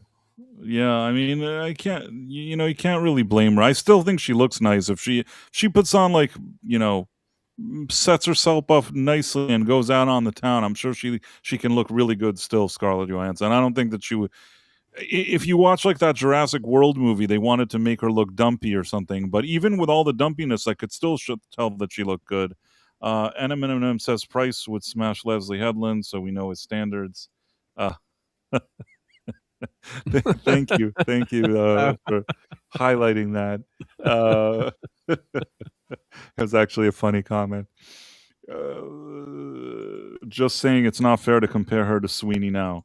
Yeah, I mean, that's true. I also think, it's a different vibe. Sydney Sweeney looks like this cool girl that seems fun to hang out with, whereas Scarlett Johansson, I don't know if she looks as cool, but when it comes to like, a lot of things about her, I think she looks more classically kind of appealing. I don't really know how to explain it.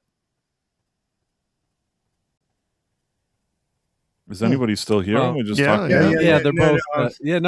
I'm just dreaming of Sydney Sweeney right now, so I was distracted. Yeah, no, I was thinking of Uma Thurman in Dangerous Liaisons, where she learns Latin from John Malkovich. That movie always annoyed me. I saw that when I was pretty young. I saw that movie, and I thought it was fucking annoying. I actually like the Colin Firth version of it better, called Valmont. Haven't seen that. I've seen the one with John Malkovich, and all I remember is at the end he's like, "It was beyond my control. It was beyond my control," and so he says that like 70 times at the end of the movie. I'm like, just shut up Yeah. already. But oh my God, Michelle Pfeiffer looked so gorgeous, and Yeah, they both were. Well, that's for Both sure. are gorgeous. Yeah, so Yeah. that covers up for a lot of flaws in a movie, right? Yeah, Stephen Mack says Sweeney can't act. I actually would like to tell you that I don't agree with that. I think she's a decent actress. Now, I don't know, maybe not every actress is right for every role, but I've seen her in a few different things, and I thought she was pretty good. There's at least some roles that I think she's good at. Did you see her in White Lotus? I saw her in White Lotus, and I thought she was actually good there. I thought she was really solid in White Lotus. In addition to being solid in White Lotus, I think she was also there was that movie that nobody saw except for me, that she was like a female boxer that then becomes a LG person. That was pretty good, you thought? I thought that she did a pretty decent job. So, I thought that she did a pretty decent job. I didn't think she was bad in the movie.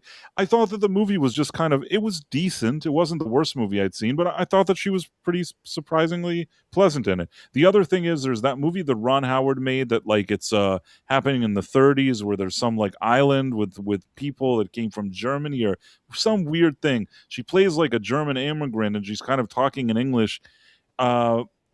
I thought that her performance was pretty decent in that movie. It was a very different character than the boxer, very different character from White Lotus, and I think that shows that perhaps she has some kind of range. Now, is she like Meryl Streep?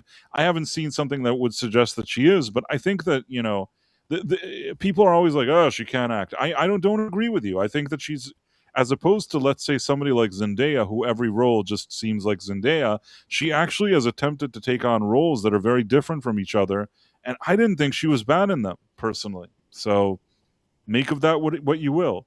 And again, are you saying that she's the best thing that ever happened? I didn't say that, but I'm saying that I think she's a better actress than people give her credit for. That's all I'm saying. I agree completely. Yeah, she had bitchy high school girl down in White Lotus. Perfect, yeah. Yeah, and she's not. She wasn't a big star in White Lotus yet, I think, either, right? Or so, but right. But she's good in Euphoria too. She's really good in Euphoria. Yeah. Yeah, you're showing us Florence Pugh. Florence Pugh already made like the #1 mistake. Personally, she ate too many potatoes. That's one thing, but the other thing is that very few women in the world can get away with a haircut like that.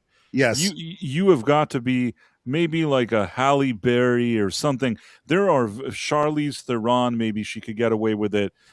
Very few ladies have a kind of like setup that they could sport this kind of haircut, and it would look like amazing. And Florence Pugh, I'm sorry to tell you this, does not get away with it. Like, she is not getting away with this haircut. And I'm going to be even more of a jerk as to Phobos, if you were wondering. Can you make me big?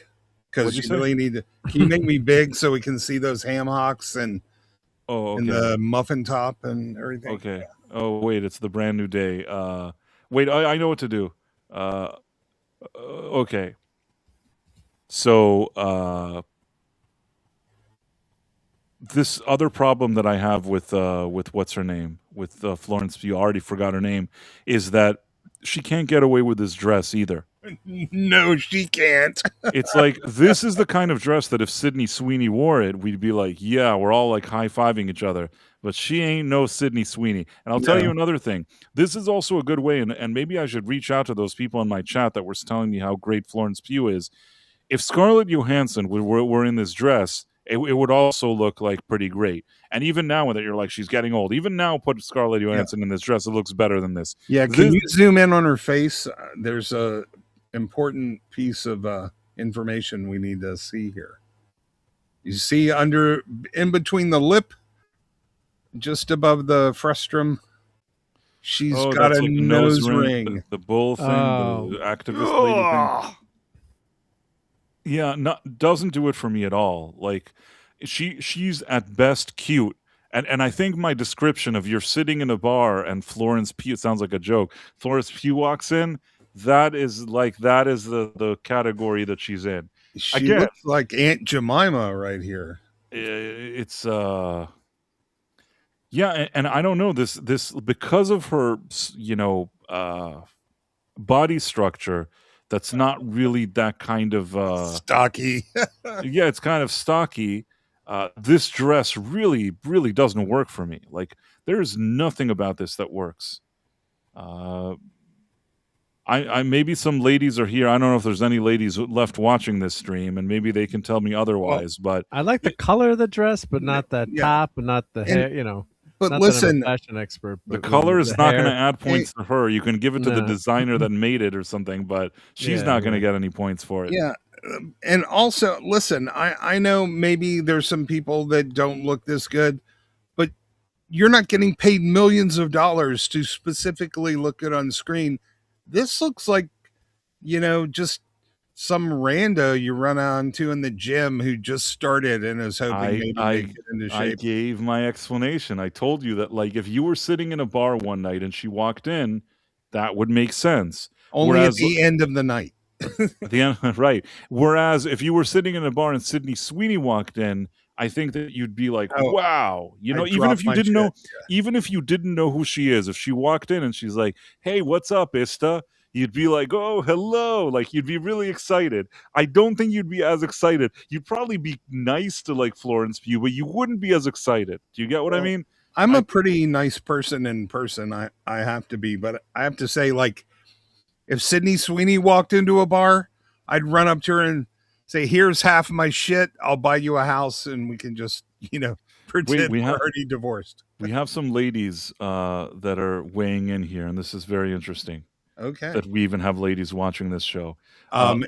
Lucy Meow says, at least no Ozempic look here, at least no. But the dress is not in her favor. No. And then you have Angry Sparrow, which I think is also a lady. I think so. I could be wrong, but I think it's a lady. Sorry to say it doesn't flatter her at all. Elizabeth Quinn says, with the wife of smoke looks like Estephobos is leering on her. Oh, the smoke in the background.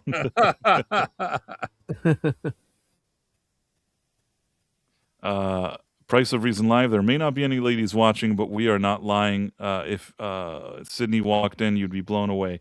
Yeah, I feel like, Durkee McDurkey Face says, look at the old pieces of Liz. Love the name. Liz Hurley in the Versace safety pin dress. God. Compare and contrast. Yeah, what was that dude thinking? What was the the actor that wasn't he cheating on her? Liz Hurley. Hugh Grant. Hugh Grant.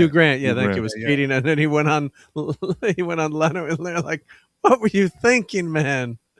Right. I mean, listen. First of all, Angry Sparrow won. Yes, I am a woman. That is good to know. And Argentum. That's a terrible look for her. The haircut is horrific. Yes, I am winning over the female demographic of the Night Owl. That the haircut entire demographic, is except for Marla horrifying. Sharondoff, who's disappeared. Aside from that, we've managed to really. I've got another look here, which also does not work. No, she really doesn't. She's insisting on doing something that's not right for her. Absolutely. Matthew Marcillo says Elizabeth Hurley still looks hot. You know what? Anytime I see a picture, even from recent years, that she like posts a picture of, she still looks good. I mean, look at the way her skin is being pushed out of the corners of the dress. It looks like old bingo night church ladies. Oh, God. Sorry, but I call them as I see Well, them. I don't know if I'm in my 70s and she rolls up next to me for bingo night looking like that, I'll be pretty happy. But yes, listen, in that case, it's fine. Marla Sharondoff, too much skin, and then I am in my 70s, and I think my girlfriend is hotter. I believe you. I mean, the thing is that there's really nothing that stands out here about her. Which is why it's weird. I need to go back to that like chat where those guys are like, "Oh, love me some Florence Pugh." Why? I feel like there's some kind of strange conspiracy going on now, where like I feel like people are trying to be brainwashed into saying that she's super hot. I don't think she is. There's really nothing special about her. She doesn't really do anything for me. I'm not trying to be mean. Like I said, at best you could say she's kind of like cute, maybe. but like that's it. There's nothing. Yeah. This is like the lower end of spectrum when it comes to like glamorous, Yeah. hot women in Hollywood, or what used to be that. Like if you take a time machine, Doc Brown brings the time machine. We put Florence Pugh in it. We go back like 20 years in Hollywood. This girl is going no place. You know what I mean? Yeah, and all of her looks really downplay the cuteness that she does have. Like, Right. She she's doesn't do the minimum. There's some things she could do where she could actually, in her case, I wouldn't wear whatever she's wearing here. I'd wear a dress that's far less revealing, maybe something quote unquote more classy or more like, elegant, and, not the short little Less boy skinny. haircut, no little boy haircut. Make her hair like long, make her wear some more traditional dress. And then, like, you could say, well, she's kind of cute. That's the best you could do. What were you going to say, Mark? No, he just said, yeah, less. Sometimes less is more, depending on your figure. And I think that you can have something form fitting, but kind of leave a little bit more to the imagination, and kind of works a little bit better sometimes, which is crazy. But the kind of the mystery look when you reveal everything, it's not so good sometimes. Argentum, who's a woman, says this is trash chic, wearing garbage bags and look like you just rolled out of bed. And then let's see. oh, I've for a got a second. better one. I'm E. getting Clay it ready. Thomason says, "Hey, beauty is in the eye of the beholder." Sure. She is framed to What be a I am character actor for a beholding t-shirt is show. not Yeah. very beautiful. Oh, I've got a better one. Give me a second. This is Meanwhile, Professor, you shared these numbers for Brand New Day. What were you going to say about Oh it? no, I was just we mentioned Spider-Man for a bit as we were talking to Rod, and he was mentioning I haven't seen it, so I was just going to bring up the numbers. Still plowing forward with big numbers, 1.6 billion so far. That's very impressive. If you actually look at the the trail for this movie, it's performing well. It's technically not heavily overperforming, except that all of this cone here is set by the opening weekend. So Yeah. it's performing about as we would expect from one of the biggest opening weekends of all time. Yeah, it's So- looking like it's flattening out, but I mean, yeah, but usually- yeah, and flattening out is going to mean that next weekend it breaks 2 billion. yeah.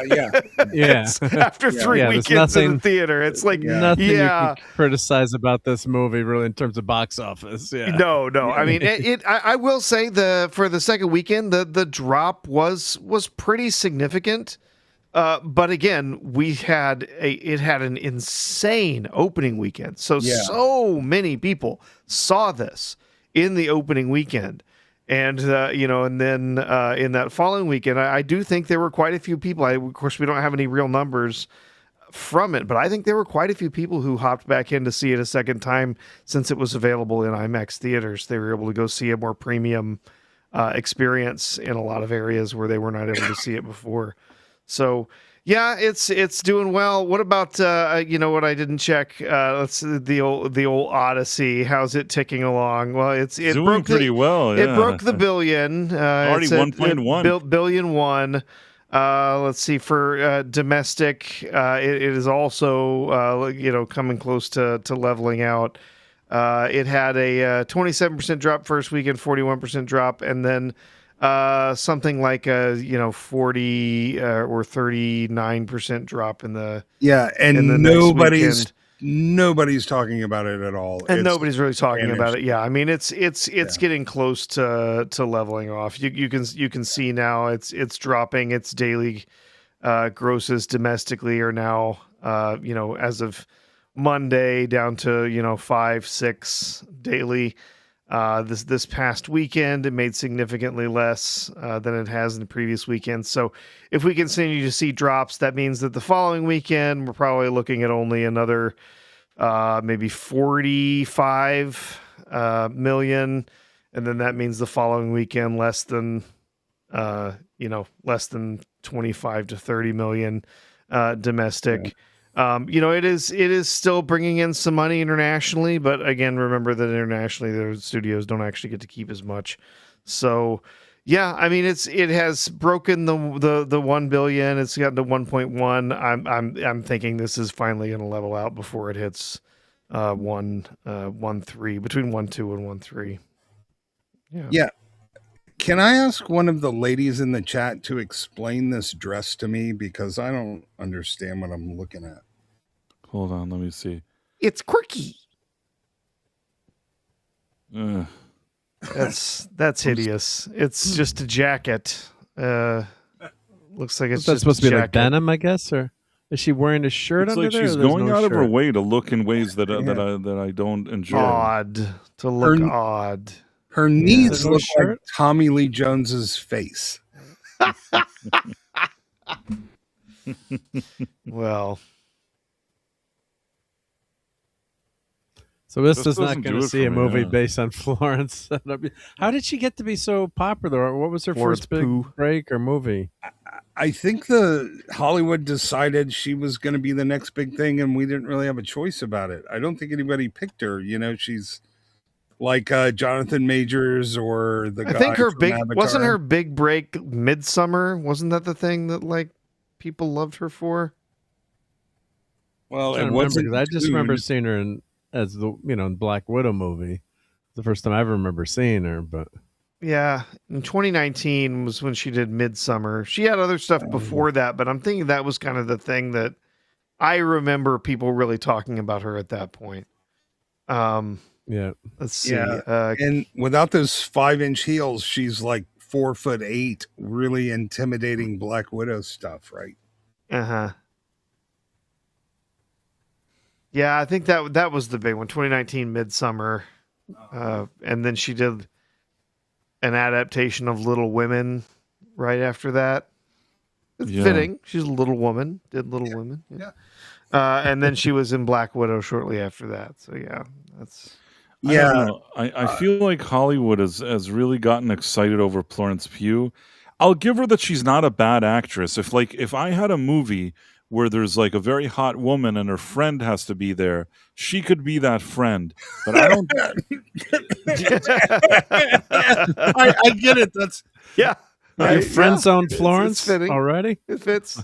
Well, like one of the greatest actors of all time, Meryl Streep.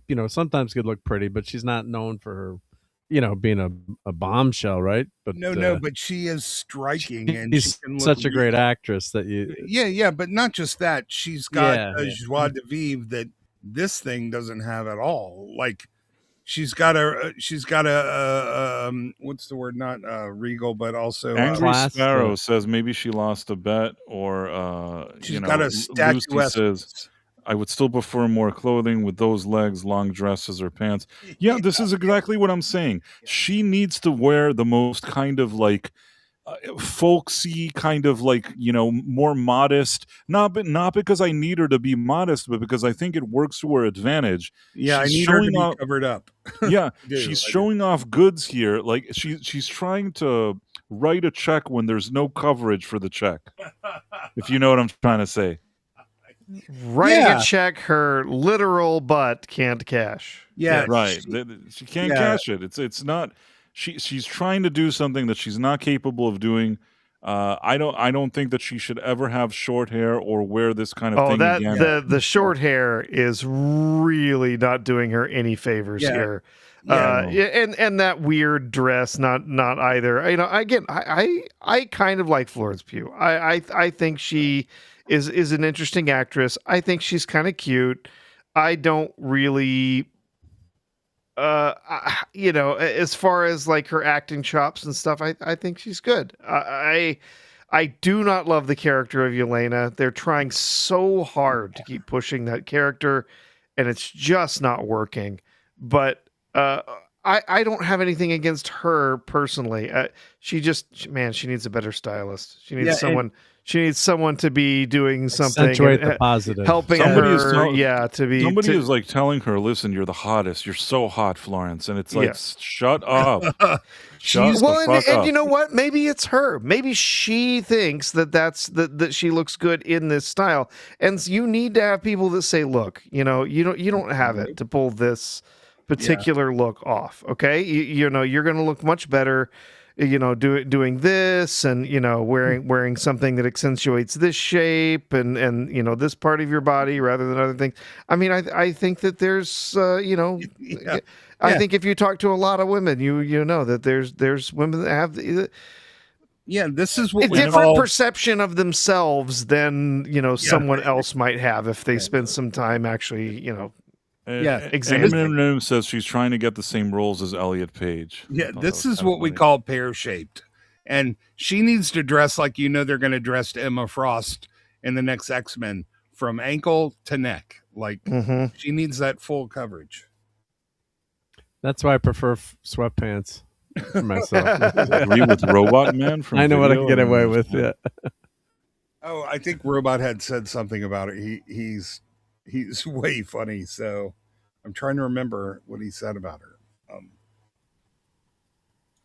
I wish he was here right now. She's not terrible. I'm good with her, and I want them to do better by her character in the MCU. But so far, it's just been one L after another.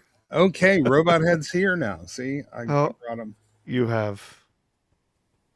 Is he with us here? Summoned the Robot Head. I thought it. Oh no. Well, that's why I was hoping if I called him on screen, it would summon him in real life like Voodoo. What if you say his name 3 times? Does he appear? You know that I sent him an invitation and told him that he was welcome to join us. Robot Head, Robot Head, Robot Head. There we go. Let's see if it worked. Candyman. So. I was going to say something, and now I forgot. Well, where were we? Florence Pugh. Florence Pugh looking mid. What else? Yeah, I mean, the thing is that if you give her long hair and have her wear like modest dresses, I would say that she could fall under the category of cute. That's like the most that she can reach. I don't think she could do more than that. I think her acting is decent. I don't think she's a bad actress.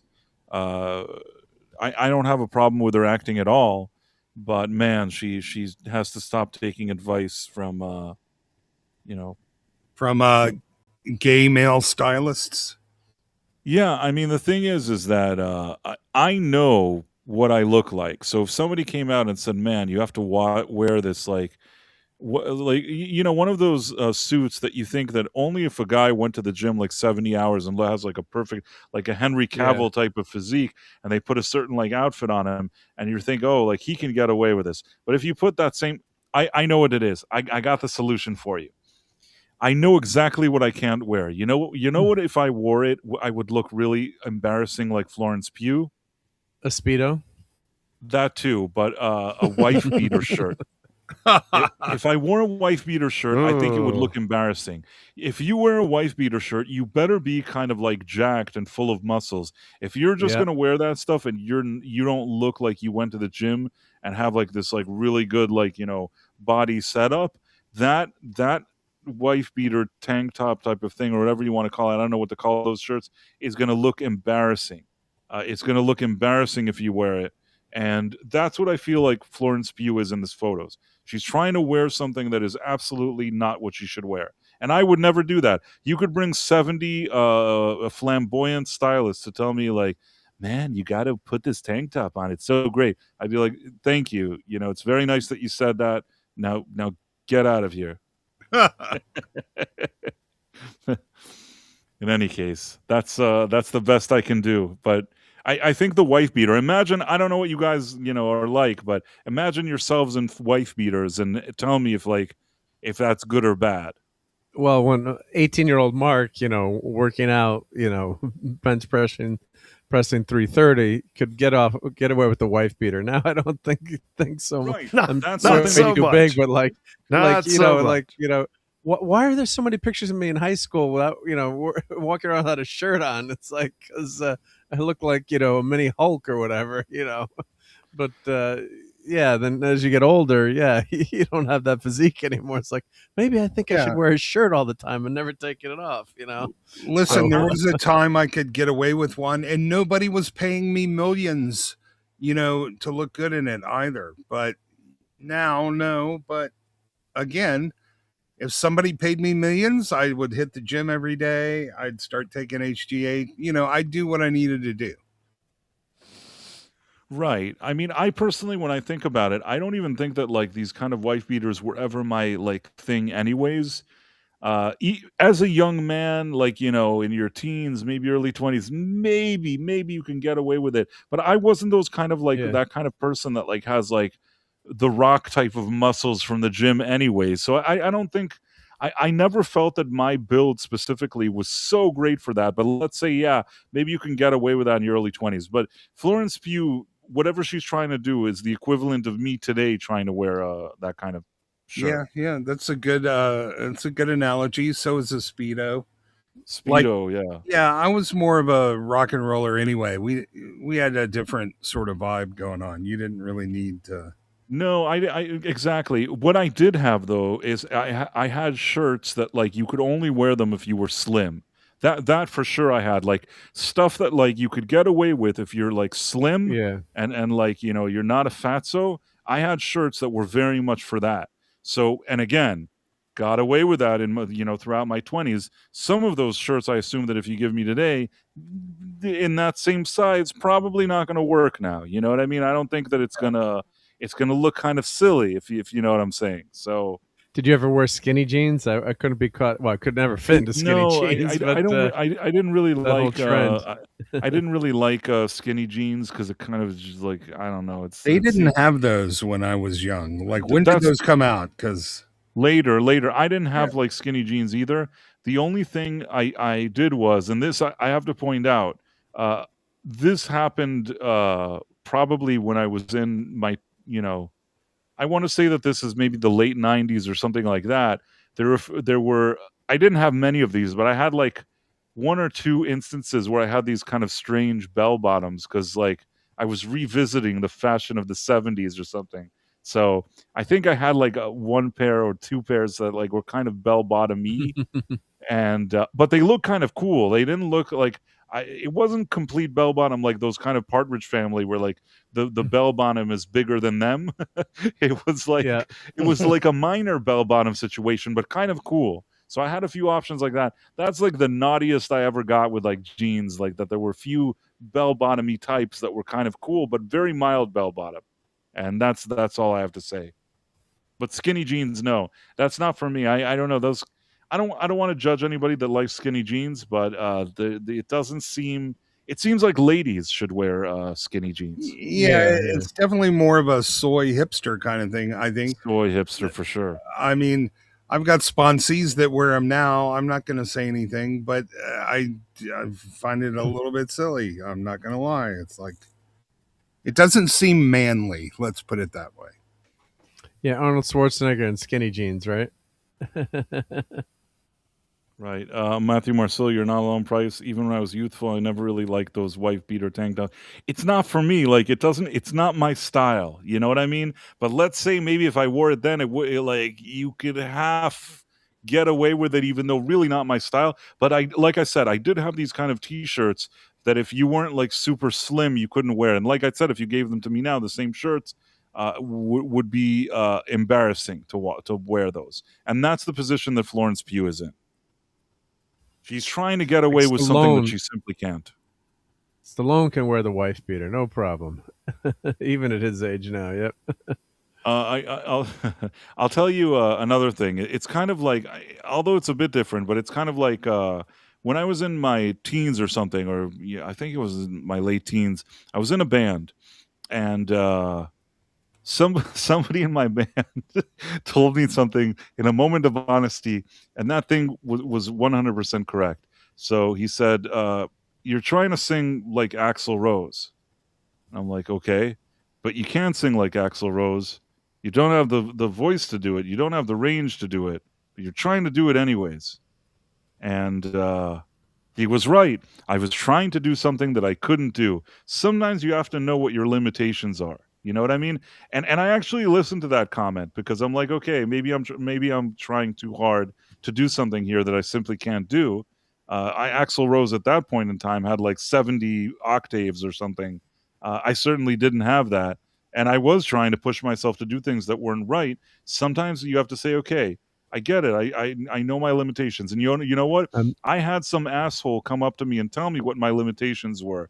Florence Pugh, unfortunately, in her life, I feel like she doesn't have the right asshole to walk up to her and say, listen, Florence, this is all very nice what you're trying to do here. You can't get away with it. You're not getting away with it. It looks you look dumpy. A man's got to know his limitations. I can't quote Clint Eastwood that well, but yeah, that's a man's got to know his limitations. I think dumpy is a really good word for it too. Yep. Strug, and I think you actually said that about her before. Somebody did. Strugun says even Axl Rose can't sing like Axl Rose anymore. That's for sure. Yeah. Robert Plant can't sing like Robert Plant. That's for sure. For sure. Ian Anderson's voice has gone. Oh God, I love Ian Anderson, but he had big vocal problems in the '70s, so it's compounded now too. But yeah. I mean, also to be honest, even Paul McCartney these days, when you see him perform, he doesn't really do it very well. And I'm not saying this with happiness because I feel like Paul McCartney pulled it off for a very long time. But what am I gonna do? It's not the same. Like. He's significantly older now. You feel it when he tries to perform, and his voice just can't deliver the type of performance we've grown accustomed to for so many years. Even David Gilmour, who's an artist that I really like, I saw him perform maybe like 10 years ago, and then like in more recent years, he performed again. The ones that were like maybe 10 years ago, whenever that was, I thought that like he still was able to deliver a slam dunk performance. One of the best shows.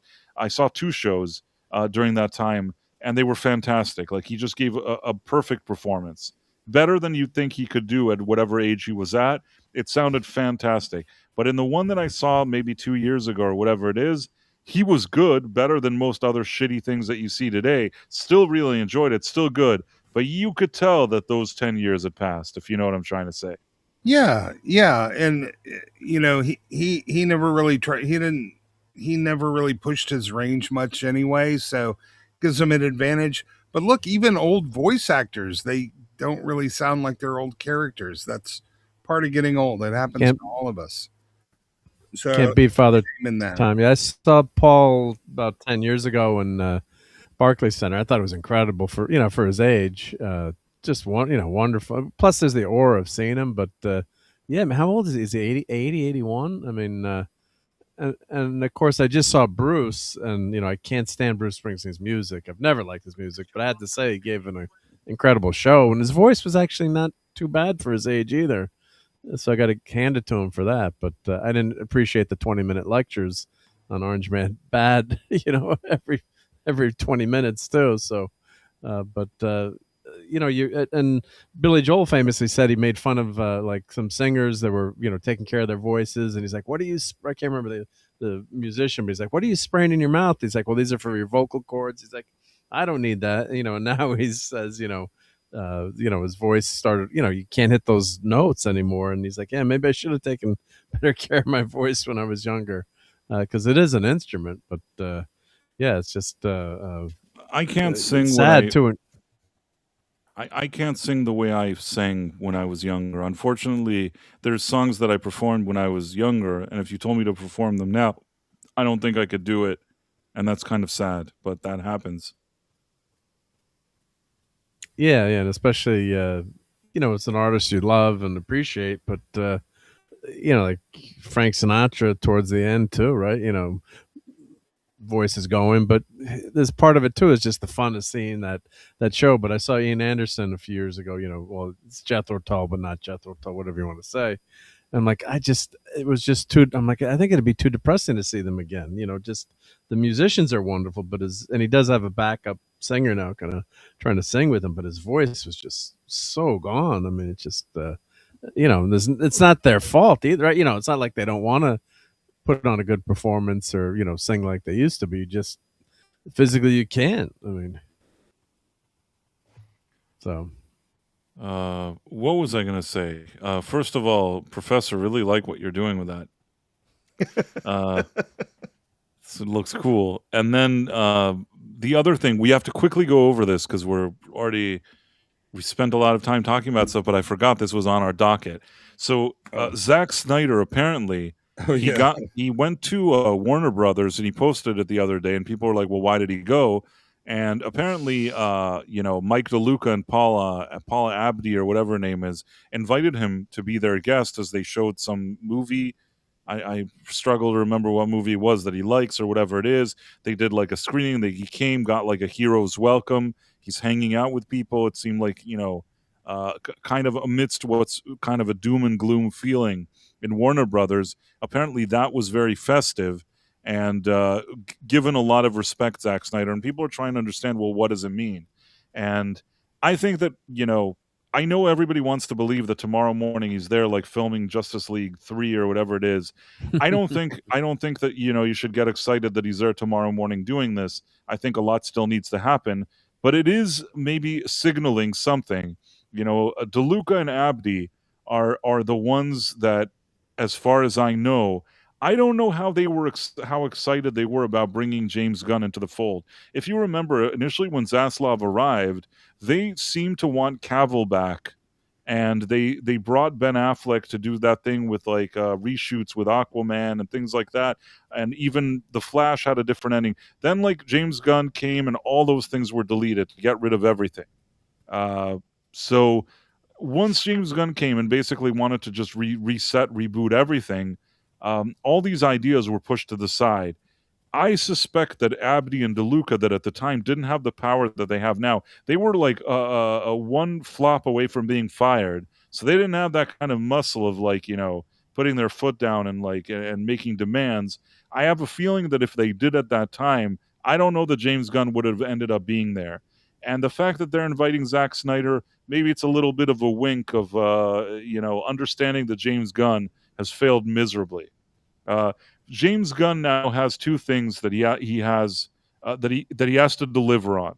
One is Lanterns, which doesn't look good at all from the trailers. If Lanterns comes out, it's like the #1 show in the country and like has like a penguin effect. Maybe that could reflect well on James Gunn. I would be very surprised if that would be the case.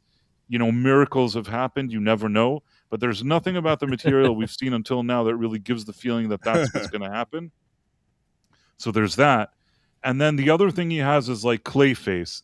Now, for some odd reason, because they didn't spend a lot on Clayface and it's more of a horror movie, I think some people, not even knowing that it has any connection to the DC universe, may actually show up to that. Maybe it'll make a few dollars at the box office. I honestly don't think that it's like that type of billion-dollar movie. I think that maybe it could do okay. And you could show, oh, well, we didn't spend too much on it and it made some money. But again, you can't base your DC universe on Clayface. Clayface is really such a side thing. It's not. You need to make sure your Superman, Batman, and Wonder Woman are set up great. And I don't know that James Gunn can turn back the clock and fix the crap that he did.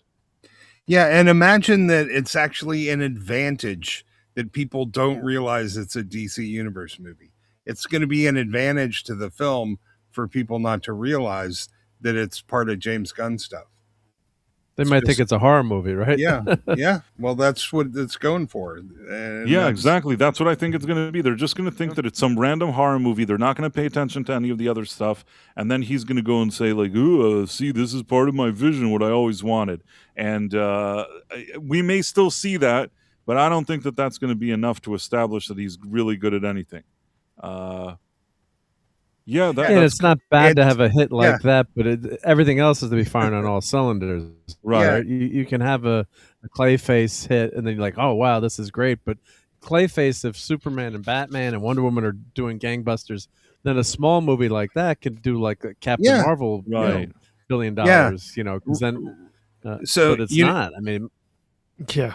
you know how AOC is trying to distance herself from woke, and she's acting like, "Oh, woke was crazy. I was never woke." Like this movie is distancing itself. Clayface is like, I don't have anything to do with James Gunn. We're just a body horror Clayface movie. And the funniest thing is that basically Matt Reeves actually came up with the idea of making a Clayface movie, and he's the one that started the production. At some point, James Gunn used his newfound muscle at the time that he was appointed. He found out about this, and he's like, "No, this is not in his wheelhouse. This is not. No, he has to stay in his lane." Something about staying in his lane. Let me see. I always forget the quote. Yeah. But James Gunn basically was unhappy because in addition to having his Batman, which James Gunn couldn't get at that moment and still can't, as far as I know, and then he had that Penguin thing that was going well. James Gunn, when he found out that there's a Clayface thing, he got annoyed and he kind of marched into Zaslav's whatever it is that he had to do, and he said, "Listen, we can't have Matt Reeves doing this. This is part of my universe. He can do the Batman thing because he already started it, but this Clayface thing is my project." And then what they did was they I guess called Matt Reeves and said, "Listen, you'll still get an executive producer credit. You're still going to be quote unquote involved in the project. Your bank account is secure. It's all going to be fine, but we're giving this to James, so you'll both be executive producers here." But the truth is, it's James Gunn that intercepted it, if you know what I'm trying to say. Yeah, he's still going to get a check, but you can even tell from the trailers the visual sensibilities definitely align more with the Batman and Penguin than anything Gunn has done. Oh, very much so. Yeah. Hold I on, think I'm it's trying gonna be to a big find. hit, but yeah, nothing that's gonna relate to the DC universe though, in terms of people saying, I can't wait to see the next James Gunn movie because Clayface was so awesome. Okay, hold on one second. It'll do decent money. I'm probably 300 to 400, I'd imagine. Which one? It is a horror movie. Clayface. Yeah, it Clayface could do and that, horror's yeah. hot If right now, it's, yeah. I mean, if it's a good horror movie, obviously, we're prefacing this. If it's a bad horror movie, it's going to tank before it even hits 100. But if people are really liking it, yeah, it'll do some good money. Yeah, horror's pretty hot right now. Yeah, and it's Mike Flanagan or whatever. So last month, DC Studios announced a September 11th, 2026 release date for the Clayface movie. The decision to go with Clayface, can you see this? The decision to go with Clayface was reportedly made following the success of HBO's The Penguin series, like I told you. Horror visionary Mike Flanagan will serve as the film's writer, with Lynn Harris set to produce alongside the Batman director Matt Reeves. Huh? However, speaking at a DC Studios presentation attended by IGN, Gunn and Safran explained why Clayface had to be part of the DCU as opposed to Matt Reeves' The Batman Epic Crime Saga. Clayface is totally DCU, Gunn confirmed. The only thing that's in Matt's world, his crime saga that he's telling, is the Batman trilogy, the Penguin series. That's in that lane. So when somebody's talking about his lanes, he's basically saying that, I'll translate here, and it's almost that he's saying it, that Matt Reeves needs to stay in his lane. That's ridiculous. So still under DC Studios, still under us, we have an incredible relationship with Matt, but those are the only things. It was important that Clayface be a part of the DCU. It's an origin story for a classic Batman villain that we want to have in our world. Gunn then said Clayface wouldn't have been a great fit for the more grounded The Batman Epic Crime Saga. It was very outside of the grounded, non-super meta human characters in Matt's world. Safran confirmed DC Studios is currently in negotiations, blah, blah, blah, with James Watkins to direct Clayface. I don't even know who ended up directing it, but it sounds like a done deal. This summer, cameras are going to roll on Clayface, an incredible body horror film that reveals a compelling blah, blah, blah, blah, blah. Let me see for a second. let me see. I think that one of the things Peter and I talked about when we first got the script is if we were producing movies 5 years ago when we were doing Belko Experiment, all that stuff, somebody had brought us this horror script called Clayface about this guy. We would have died to have produced this movie because it was really an excellent body horror script, and the fact that it's in the DCU is just a plus. Now, let's make sure to point out the most important thing here. Penguin does well. It's a hit, and they say to Matt Reeves, you know what? What do you want to do next? And he says, I have this great idea. I'm doing Clayface, just like I told you. They announce it. Matt Reeves is involved. All this stuff's going on. They're moving forward. They want to see more like the Penguin. Now he's going to do Clayface. So really, if you think about it, it was not James Gunn's idea to do this. James Gunn wanted to do the Amanda Waller show. Yeah. You get what I'm trying to say? Yeah, James Gunn wasn't even thinking about this, so it's not even his idea. The other guy did it, but what James Gunn said, he got scared, in my opinion, because he said, fuck. The guy made money with Batman, pretty decent money. He's doing great and getting awards for this Penguin thing, which I never got with my stupid Peacemaker even then, before season 2. You know, not getting the same kind of exposure as that Penguin did. Everybody's like singing Matt Reeves' praises. If he does this Clayface movie and ends up like with his body horror thing, making a killing at the box office, how will that reflect on me? And he said to himself, this is terrible. James Gunn, at least allegedly, is not the most truthful guy, so I don't believe anything that he says here. Oh, it's our Batman, it's this Batman, it's this and that. You don't even have a fucking Batman. You don't have shit. He just went there and he said this is bullshit. You said probably out of contract, James Gunn, and he told Zaslav, I'm supposed to do it. You can't let this guy just do whatever the fuck he wants. He probably threw a tantrum, and at the end, being relatively new on the scene there, they said, okay, he'll stay executive producer Matt Reeves because he thought of this concept, and you'll also be executive producer, and we'll say that it's in your wheelhouse, it's in your DCU, and Matt Reeves will, quote unquote, stay in his lane. Mm-hmm. Yeah. And this whole incident just goes to show you that as opposed to this kind of kumbaya feeling that James Gunn tries to give sometimes, there is no kumbaya with Matt Reeves. Yeah. I think from day one, Matt Reeves has annoyed him. It annoys him that Matt Reeves is there. It annoys him they didn't get rid of his Batman or of his movies. And I honestly think that after all of his, like, the stink that he made, they kind of held off on announcing the second Batman movie with Matt Reeves. Once Superman was a flop at the box office. And yes, it was a minor flop. I always said it was a minor flop. It was a minor flop. And I was indeed correct in my assessment. After that whole situation, they decided to move forward with a second Batman movie. That's what I think. Yeah. Well, and remember, when Gunn came in, first of all, he said, "We're not going to make any projects until there's finished, approved scripts, until we know everything's right. We're not going to make anything. But I'm announcing all of these projects right now. We're going to make Lanterns and Supergirl and a Superman Legacy movie, and we're going to make Creature Commandos. Oh, and we're going to make The Authority. They haven't made The Authority. Brave and the Bold. They haven't made it. We're Jimmy Olsen. We're going to make Swamp Thing. Didn't make that either. Waller. Nope. Jimmy Olsen. Booster Gold. Nope. Didn't make Booster Gold. Paradise Lost. Didn't make that. These are all things he announced before the DCU even started. And he has delivered on exactly 4 of like 9 projects that he announced. 10 projects that he announced. But he didn't announce Clayface. Imagine that he didn't announce Clayface. He announced all these other things, but Clayface was never part of it. No, it is absolutely right. This is not a James Gunn project. He forced himself into this. NMM says it's IGN though, so it's 99% Bullocks. Not in this case because they're quoting him. All they're doing is letting him speak, and I believe that this is what he said. There is no reason. I 100% believe this. It's not only the only place that I've read this. I've read this in several places, and it's been chattered about for a long time. James Gunn didn't announce this movie in his 5-hour presentation of all the projects that were canceled later. He didn't even announce this one.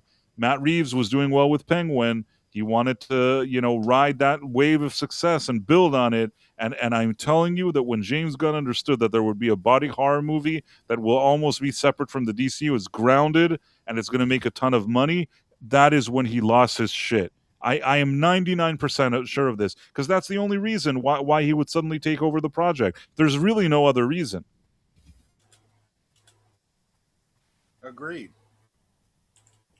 He needed another project with his name on it, frankly. It's not only that, the logic kicked in, because he probably said, first of all, this Matt Reeves guy is, he's kind of delivering. So what's he doing here? And then he's like, fuck, a horror movie, body horror that's like popular now. This is going to come out and make a killing. And he probably felt that's it. If Clayface comes out under Matt Reeves, like, banner and like, slaughters at the box office, it's the end of James Gunn. Yeah. And if this thing makes money now, which wasn't even part of the movies that James Gunn ever announced, but one that he forced himself into, Intercepted, if this makes money, he's going to go around and I always knew it was me. I did it. It was my vision, blah, blah, blah. And this is a scenario that I think we're actually going to see play out. The question is how much it's going to help, because Abdi and DeLuca, I think that they wanted this, they kind of like this idea and work with Matt Reeves initially on it. So I wonder what they'll say when the thing comes out. It'll be interesting to see, and it's not too far away. It'll be interesting to see how this all plays out. Yeah, it also made me realize, so I have a script written for how the DCU is already dead. I better actually get that made before the DCU actually dies. Yeah. Again. I'm gonna die again. Yeah, I get did that a out lot before Lanterns, because Lanterns, I'm telling you, they think that this is going to be the Penguin of the DCU. It's going to be this dark, gritty take on a superhero, and it's going to be this thing that everybody loves. They think it's going to be like the Watchmen TV series. That man, the media was just riding that show like it was the greatest thing that's ever been made, and most people couldn't stand it. It was bad, but they had to tell us all day long how good it was. Oh, it's just amazing. Oh, it's the most amazing thing. You need to watch this so you can talk about it at the water cooler. Oh, it's so good. They're going to be doing this with Lanterns. They're going to be trying every day to tell you, oh, this is the best thing. You have to watch this. I believe they are going to compare it to Watchmen. They are going to talk about how it's this amazing appointment television thing you have to watch, just like Watchmen. It is going to be a huge flop. Everyone is going to hate it. Everyone is going to be making fun of it. It's going to be bad. I think I can record it in a day or two. I don't know about the video part, but when is Lanterns coming out again? Soon, isn't it? Is it this weekend? It's August 16th. Yeah. So next weekend. Okay, I got 4 days. Yeah. If you can get it out, like to go right along with with the release of that would work well. And it's gonna air through October 4th, so it's gonna keep it goes for a whole 2 months. Well, I have some meticulously researched numbers for that, and some of them are already outdated. But I think I can. I'll check tomorrow. Maybe I'll start recording, because I discovered something in all my research of the numbers and the budgets and everything. It's really like we've talked about each thing, but when you pull them all together and look at them all together, it really does paint a rather definitive picture that most people haven't really been looking at. So I guess that's my next job, huh? Yeah, I guess. I'm trying to find. The YouTube video machine is never satisfied, is it? You have to keep going and going. Well, it'll be. Yeah, I mean, I was going to say, Lantern should be in outer space, right? That was the big problem with the Green Lantern movie. It should have been, Kilowog. And, that should have been. Oa. Yeah, instead of the Supergirl going cosmic, that should have been the cosmic movie. Yeah. And they should have kept Supergirl, let her go play True Detective in some washed up racist desert town. Yeah, we don't want to see Green Lantern, grounded Green Lantern. I mean, and Hal Jordan should be the ultimate hero. He's the ultimate badass fighter pilot. He's basically like a Clint Eastwood, James Bond rolled into one. I mean, he's an all-American hero, and then it looks like they're gonna have him playing this broken down old dude. Nothing against the actor. I think he's a pretty good actor, but just why do we have to have an old? Can't you give us, a younger Hal Jordan and then introduce the other Lanterns later? So of course we already got Guy Gardner, so who was funny in Superman. I thought that was, his portrayal Nathan was Fillion good. is a good actor, so Yeah, but it was just I don't like the Guy Gardner thing. That haircut that only works in the comics. Yeah, it looked really dumb. But he's of the cloth. I mean, that was Yes, a fun line.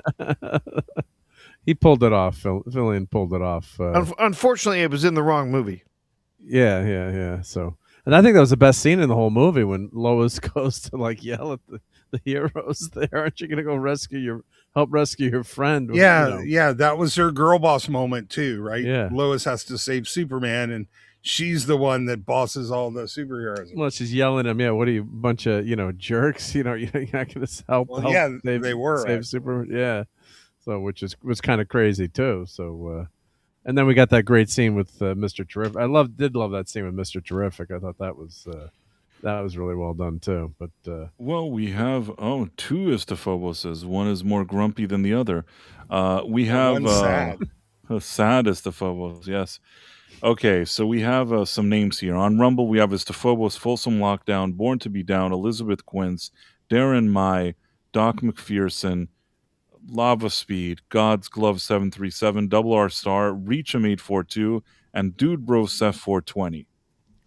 Over on YouTube, we had LK8181, IF Nerdick, Ethereal Dragon, Walter Tomaszewski, Douglas Nutt, A9426, Hoot Owl, Captain Palsy, Electronic Progression, Duma 101 Potato, Arturo Alejandro Tavino, Dutch Gradient, Echo 32, Echo 7, Joe Darkness, Mr. Cirillo, Midnight's Edge After Dark. Hey there, Tom. Dos Des 888, E. Clay Thomason, Jonathan Conroy, Mog, Yitis, Georgia Cyrex, Kirunte, Celestial, Be a Lady, L. Turner, 7159, Carlos Delfino, Durkee McDurkface, Vex, Marla Sharondoff, Keely Chow, Num, Tomahawk 511, Lucy Meow, Stephen Mack, Fishbulb, Whalemo 3, Darren M, Putin, Strugun, Trev Toonart, Angry Sparrow, Istphobos, Gavin Unit, Big Sir River, Matthew Marcillo, The Real Headcase, Kamchi, and Rod Thunderheart, who, of course, so generous, gave yes. some very generous super chats tonight. So we did also have from The Real Headcase, Kamchi, and then, yeah, of course, numerous chats from Rod Thunderheart. Thank you so much for all that support this evening. Absolutely. I'm just sharing a few links here quickly. Just one final link that I wanted to share. Okay. I think this is it. As usual, it's been a pleasure hanging out with you guys. I want to thank the professor for being the awesome co-host of this show. Well, thank you. And to our VIP Night Owl VIP panelist members, Istophobos and Mark D with a C. Always a pleasure having you guys on. Thank you so much. It's always a pleasure for the Night Owls to assemble. Night Owls assemble, yeah. And now, Arnie, when it happens, people are like, "Oh, the Night Owls assemble." So that's cool. I could get a shirt too. Good. Well, now if Professor can with this new getup of his, we can now finally make a shirt. Oh, he went with the silver bow tie instead of the silver necktie. I see. I didn't mind that. I think it's kind of cool. We're still working on it. I have some other ideas. I'm still playing around with it. I had a funny idea of changing up the face so that the mouth is mechanical and the eyes are CRTs. Oh, But just playing with it. oh, that would be interesting. Can I post my new video in the chat? Of course. Sure, of course, do it. Okay. This is the one about Jean Grey and why, I'll be quite frank, she didn't work for this movie. Definitely an issue. Yes. Oh, I got another AI voice, very annoying to listen to, and finally, like, dude, this guy, he's like streamed several times a week. You can interact with him and talk to him. He's totally not AI, and I'm like, listen, just tell me why you think I'm AI. Like, who would ever pick like that voice on purpose? Finally, you're running into the same weird things that I run into. Yeah. You think it's just because you have clean edited audio, people think it must be AI or something? Well, if you don't show your face, I guess that's unfortunately they just assume you're AI now, right? I mean, which is nuts. I mean, if you can pretty much pick out an AI voice or AI I see delivery you say, so quickly. Mark This was some breaking news this evening. We could mention it real quick. Mark D just posted it in our private chat here. In Wisconsin, Francesca Hong, who had been getting all the glazing from all the media over the recent couple of weeks, who was a DSA candidate, who was running for the Democratic primary in Wisconsin. Everyone said she had the heat behind her. She was the new face of the Democratic Party in Wisconsin, and she has had terrible press from several outlets, basically talking about how some of her wild things that she has said. Is she the one that wanted to get rid of Thanksgiving? Yes, she wanted to get rid, and then she totally flip flopped on that. Yeah. She said that Thanksgiving was the only purpose of Thanksgiving was to be a holiday where we celebrate, what she said, colonization and other stuff. I don't know. That's not really true. Abraham Lincoln sort of codified Thanksgiving and made it the big holiday it was when they reunited the country and freed the slaves. Like, that's really she said it was Thanksgiving. She's so ignorant. Well, she said it was very tough for people like her to celebrate Thanksgiving. Yes. She also talked about her proximity to whiteness. And how difficult that was for her child because she married a white person, and then now her child is partly white and now has to suffer. But anyway, David Crowley, who was a different candidate, a black man, who's candidate there, narrowly defeated Francesca Hong for their Wisconsin governor's primary.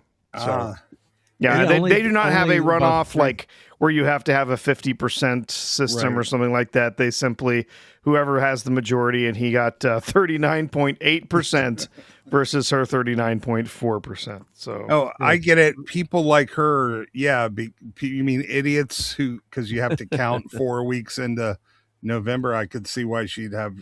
Like, I just wish 1,000 votes, but I guess if, depending on what side you're on, if you're a Republican, you might want her to win, though. I guess that she'd be the better candidate to run against. If you're of the other persuasion. Well, but then a bunch of the people who were supporting her have said they will not vote for another candidate. They will not show up at the polls. You mean?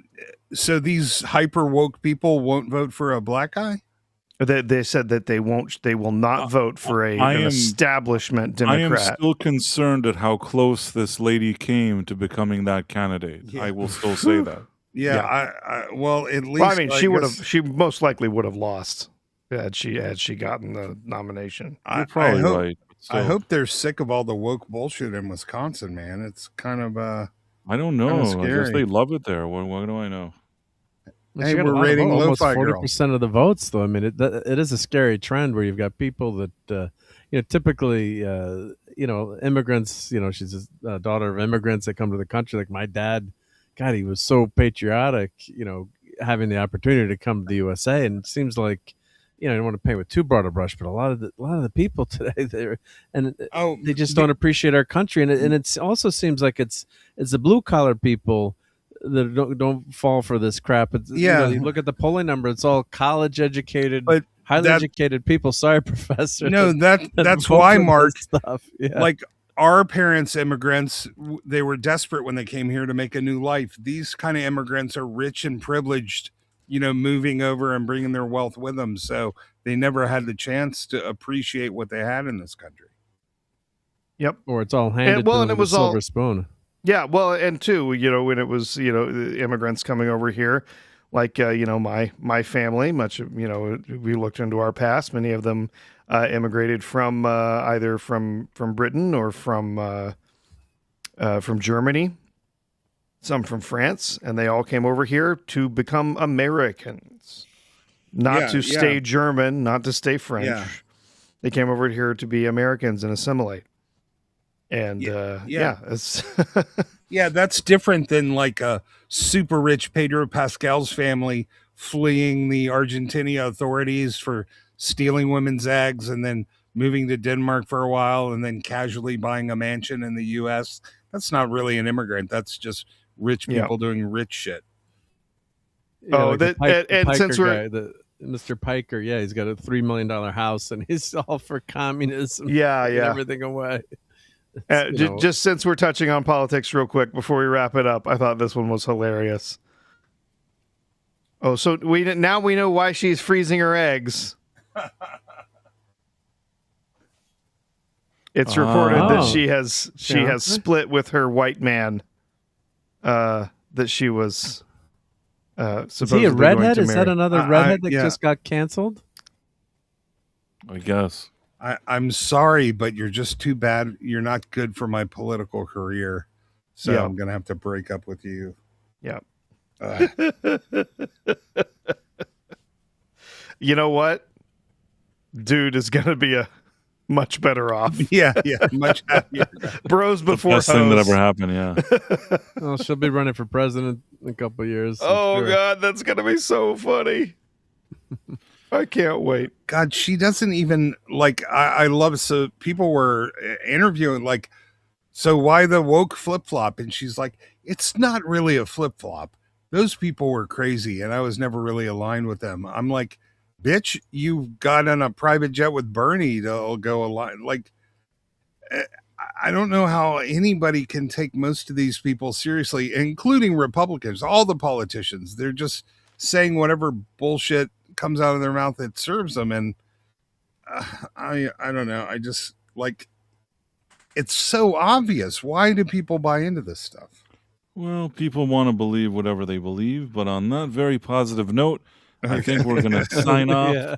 And it was nice hanging out with you all. Thank you again, Professor and Ista and Mark D with the C. Always a pleasure hanging out with you all and with everybody in the chat. Great show as always. Enjoyed hanging out with everybody.